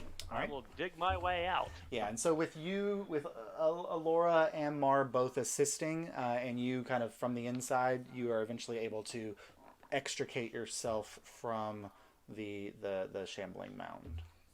And then I will go over and pick up the leash. All right. And then I will tend to do medicine, tend to wounds on the displacer piece. All right, go ahead and roll a medicine check. Medicine, that's 12. All right. So there's a couple spots where the vine creature is kind of cut through its skin, and you're able to kind of bandage these up a little bit. There's some local plants that you can kind of clear that space with, and stop any bleeding that it had. And it just kind of looks at you with a nod. Doesn't say anything, but is thankful. At that moment, Laura says, does anybody need any healing? And she walks over to you, seeing your shape, and she's going to cast Cure Wounds for you, Saurus. That's... What is it, 12 points of healing. Anybody else? Is everyone else all right? I drop werewolf form. Let me see if she noticed. Okay. And so she kind of glances in your direction, and then keeps going past, and that was quite an exciting adventure. Source, are you okay? Are you all right? You're muted. Yep, I've been better, Yes. but I'm fine now. I I did not expect to see a plant eat a mouse or a rat today. This was quite an exciting adventure already. Have you been hurt? Uh, yes, I think I will be okay. But if no one else, maybe I should. I've never been in a situation like this. Should I hold on to this spell? I can only cast it one more time. Well, what time of day is it? So you guys, it was kind of early, late mid morning when you got to the manor. You've probably been going through it's probably afternoon, like maybe 1. Perhaps it would be wise to hold that. Okay, that's smart. I have one children's also, so She holds up she was clutching a diamond in her hand, and she said, I'm just very glad I didn't have to use this today. Thank you. And she puts it back into her pouch. But yes, so we still have to get out of the woods, I suppose. I'll ask her, what was that? Well, if someone were to die, if I can get to them fast enough, I'm able to return their spirits to their body. It's new for me, so. We are very thankful that you did not have to use that today. Yes.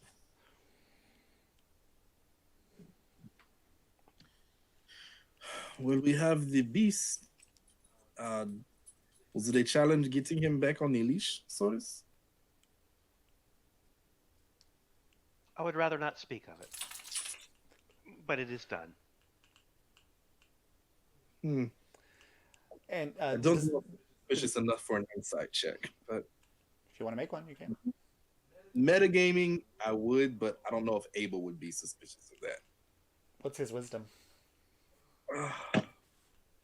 Passive, right? No, this is just what's his wisdom modifier? Wisdom. It's 0. I'm at 11. Probably not then. Okay. Nope, I'll just let it go. Source is a mysterious creature. All right, and the displacer beast is sticking very close to Source beyond the fact that he has the leash. Anytime anybody gets close, it kind of goes behind Source and puts it between, Source between it and anything else. Well, that's cute. It likes you. We have some things in common. I can see that. All right. So you guys you have your quarry. You wanting to head back out of the woods? Yes? Yes. Okay. No reason to stick around. Not whatsoever. All right. So kind of retracing your steps, Kaimana, go ahead and roll a survival check with advantage.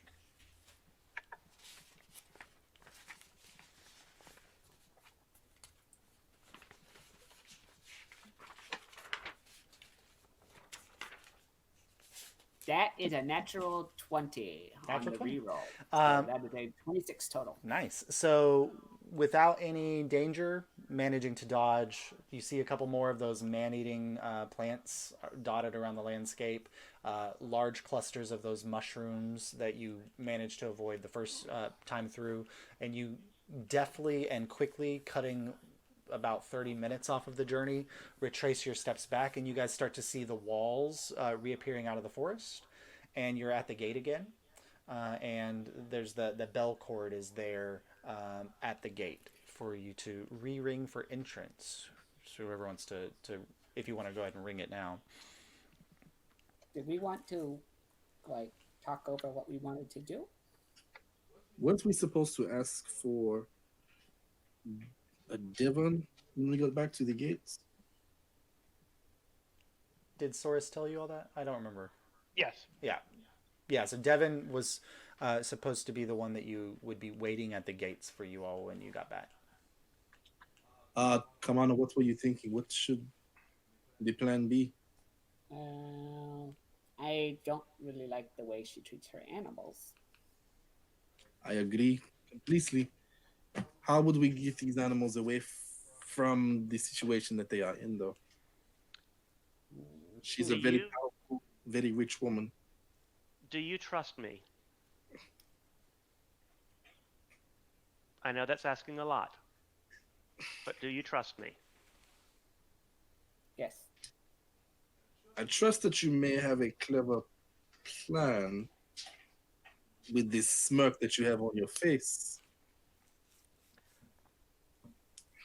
What I was going to say. We've winged it before. It hasn't been bad since. Let's just trust with what he's gonna do and blunder our way out of it. Well, one thing that concerns me also is the way that she was looking at me and Kaimana. So what I want to do... Absolutely. Yes, she was considering us as potential additions to her menagerie. And I think if she knew, she would also add Ma to that list. All right. Well,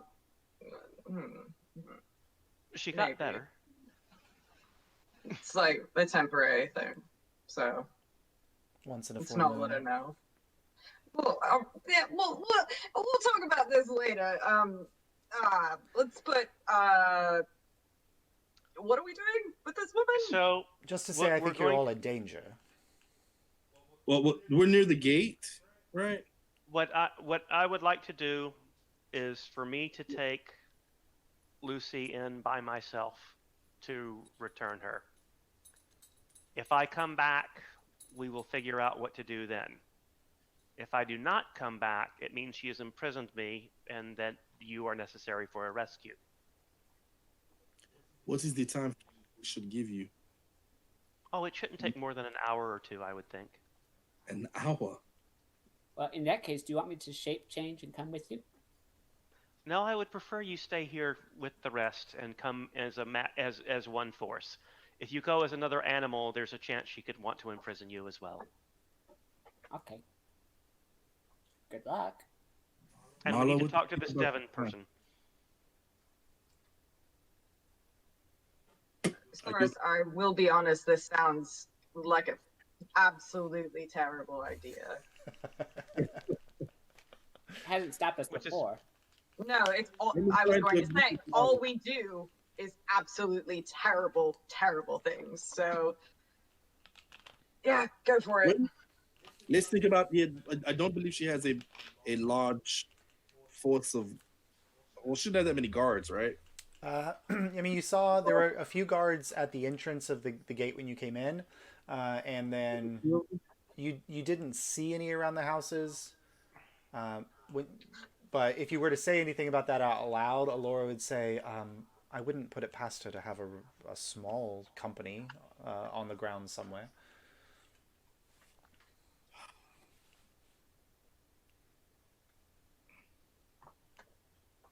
So it's just... Okay. Can you promise me one thing? Yes. You're not gonna, like, let that whole beast population just out on the villagers, right?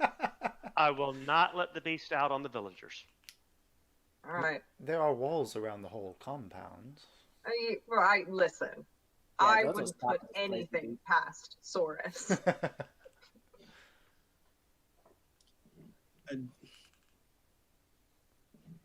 And we still need to talk to this Devon fellow.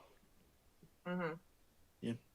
I can't think of a better plan, so I think we have to go with the plan we have. So yeah, let's find Devon. All right. So one of you rings the bell. After a moment, you hear the gate open, and a head pops through. It says, "You are the ticket takers?" Yes. He comes in. He kind of, instead of letting you in, he kind of steps through, blocks the gate, and says, "Vox Populi remembers." As do we. members. We were informed about you from, oh gosh, what's his name? I had it written down and now I don't know where it is. Oh, Handel from Inniswood said that you were to be trusted and might be useful. Yes. We need your help. What kind of help? Well, there's a few things, perhaps. You wouldn't be interested in killing a patrician, would you? Well, hold on just a minute. We are not in the business of murder for hire. If not, then perhaps discovering evidence of her nefarious actions. That we can definitely do. Yes, that may be enough to bring her down.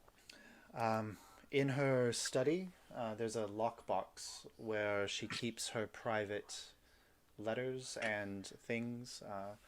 She's had dealings with somebody from the capital, rather shady. I know for a fact that she released her griffin from its cages, and it has been preying on the local townspeople, killing their sheep. The winged beast. Among other things.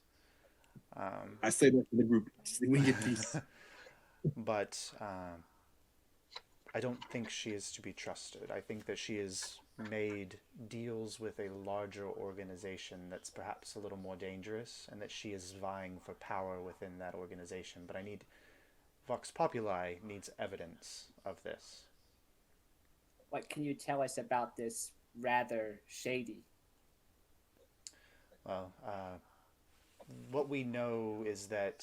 Is rather his first or his last name? Clever little otter. It's Slim. All right, good night, everybody.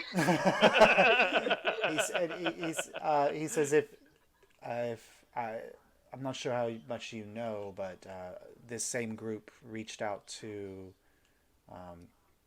the lawmaster of Inniswood to try to sway her interests. I believe they call them. Tidewaters. Well, I don't know the Tidewaters. I believe they call themselves a priori. Oh, it's the other one. God, there's too many shady groups around this place. And they all seem to be working together. Like a big family. Mm-hmm. Shady. We may have partially taken care of some of them already. Yes, looks like our goals align far more than we originally thought. Well, all I know is that the servant that you met before, Jane, had overheard Lady Haverly having a conversation with a man called the Bishop,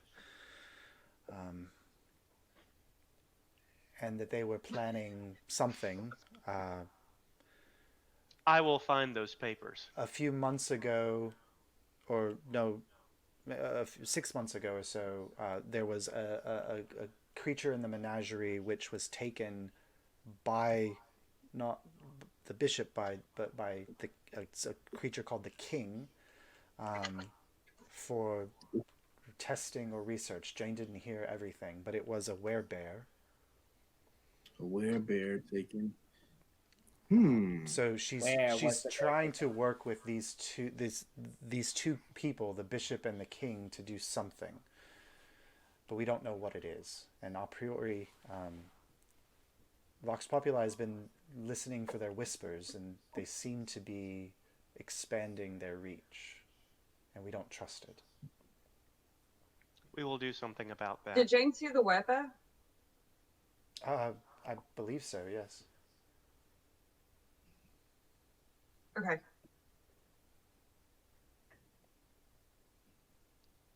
We will talk with Jane later. Yeah. Are these letters all the proof that we would need to expose her as the one who released the beast on the townspeople, working with this shadow organization? This is it's a shot in the dark. We just know that there's a private lockbox that she keeps in her study. The lockbox is always locked. The study is always locked, and Lady Haverly's the only one that ever goes in there, except for her most trusted servant, Eobard. So this, I don't know if you'll be able to go inside, return the beast, and then sneak around to her private study without. What I am thinking is that if she lets me leave, I return to you. We wait until nightfall and take advantage of darkness. If I don't return, then you come in guns blazing, and then we can take it by victory. If we come in guns blazing, she could run away before we can expose her for what she is. If she runs and we have the papers and proof, then she becomes a fugitive. We have a princess here. Yes, but I'm And bound we by have the law. We have a guildmaster and an ambassador nearby that can carry word of her doings back to the capital and make her persona non grata. This is true. I wondered if it would be a good idea for Kamana to go with you. I need stealth. to do this alone. What are you planning? Trust me. I think maybe, if I'm going to mediate here, I think Abel is concerned because the last time we let you go off alone, you did return with 3 different plant monsters. So I hear what both of you are coming from on this. However, I do think this is something Soros needs to do. And I'll give him that.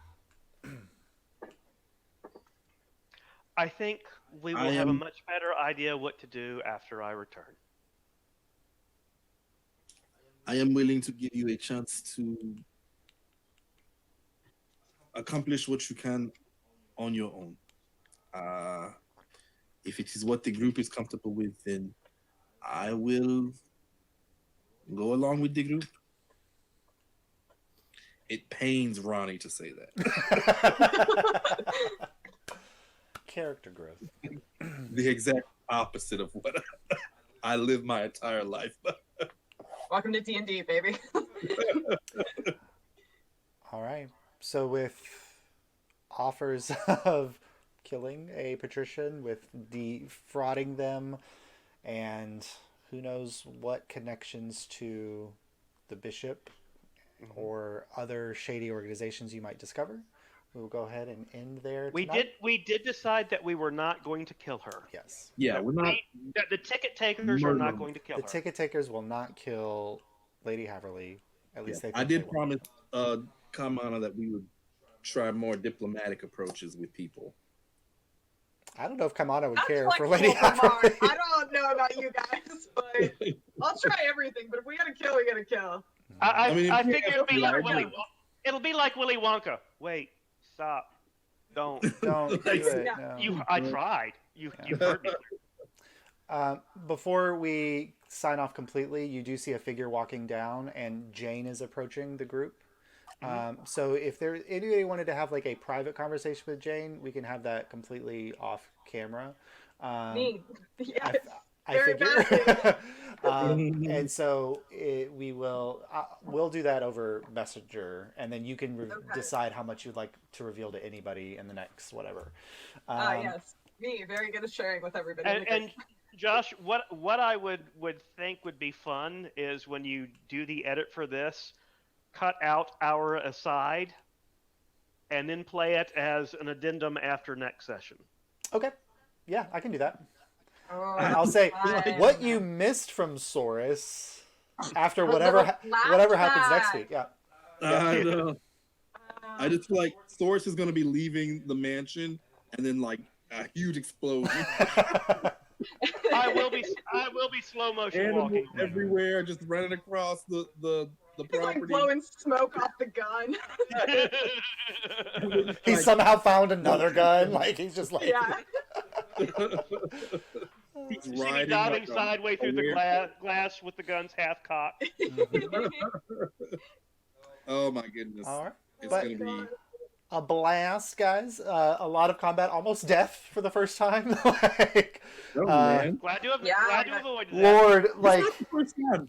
it. It's not the first time. Well, come we've close. had- That was the first time someone someone was on 2 deaths, Yeah. deaths on a death saving throws. And Okay. it got to the point where, like, if Alyria had not killed it, It no, would've killed Alyria it. didn't kill it. If Mars' wounding attack had not killed it, then Saurus would have been gone. No. Yeah. So Yeah, if I didn't get him on the wounding, because it would have constrained him Yeah, that next turn. because and the wound happens at the start of its turn, and so does the constraining. So I let the wound go first to see, and if that hadn't been enough, then the constraint would have killed him.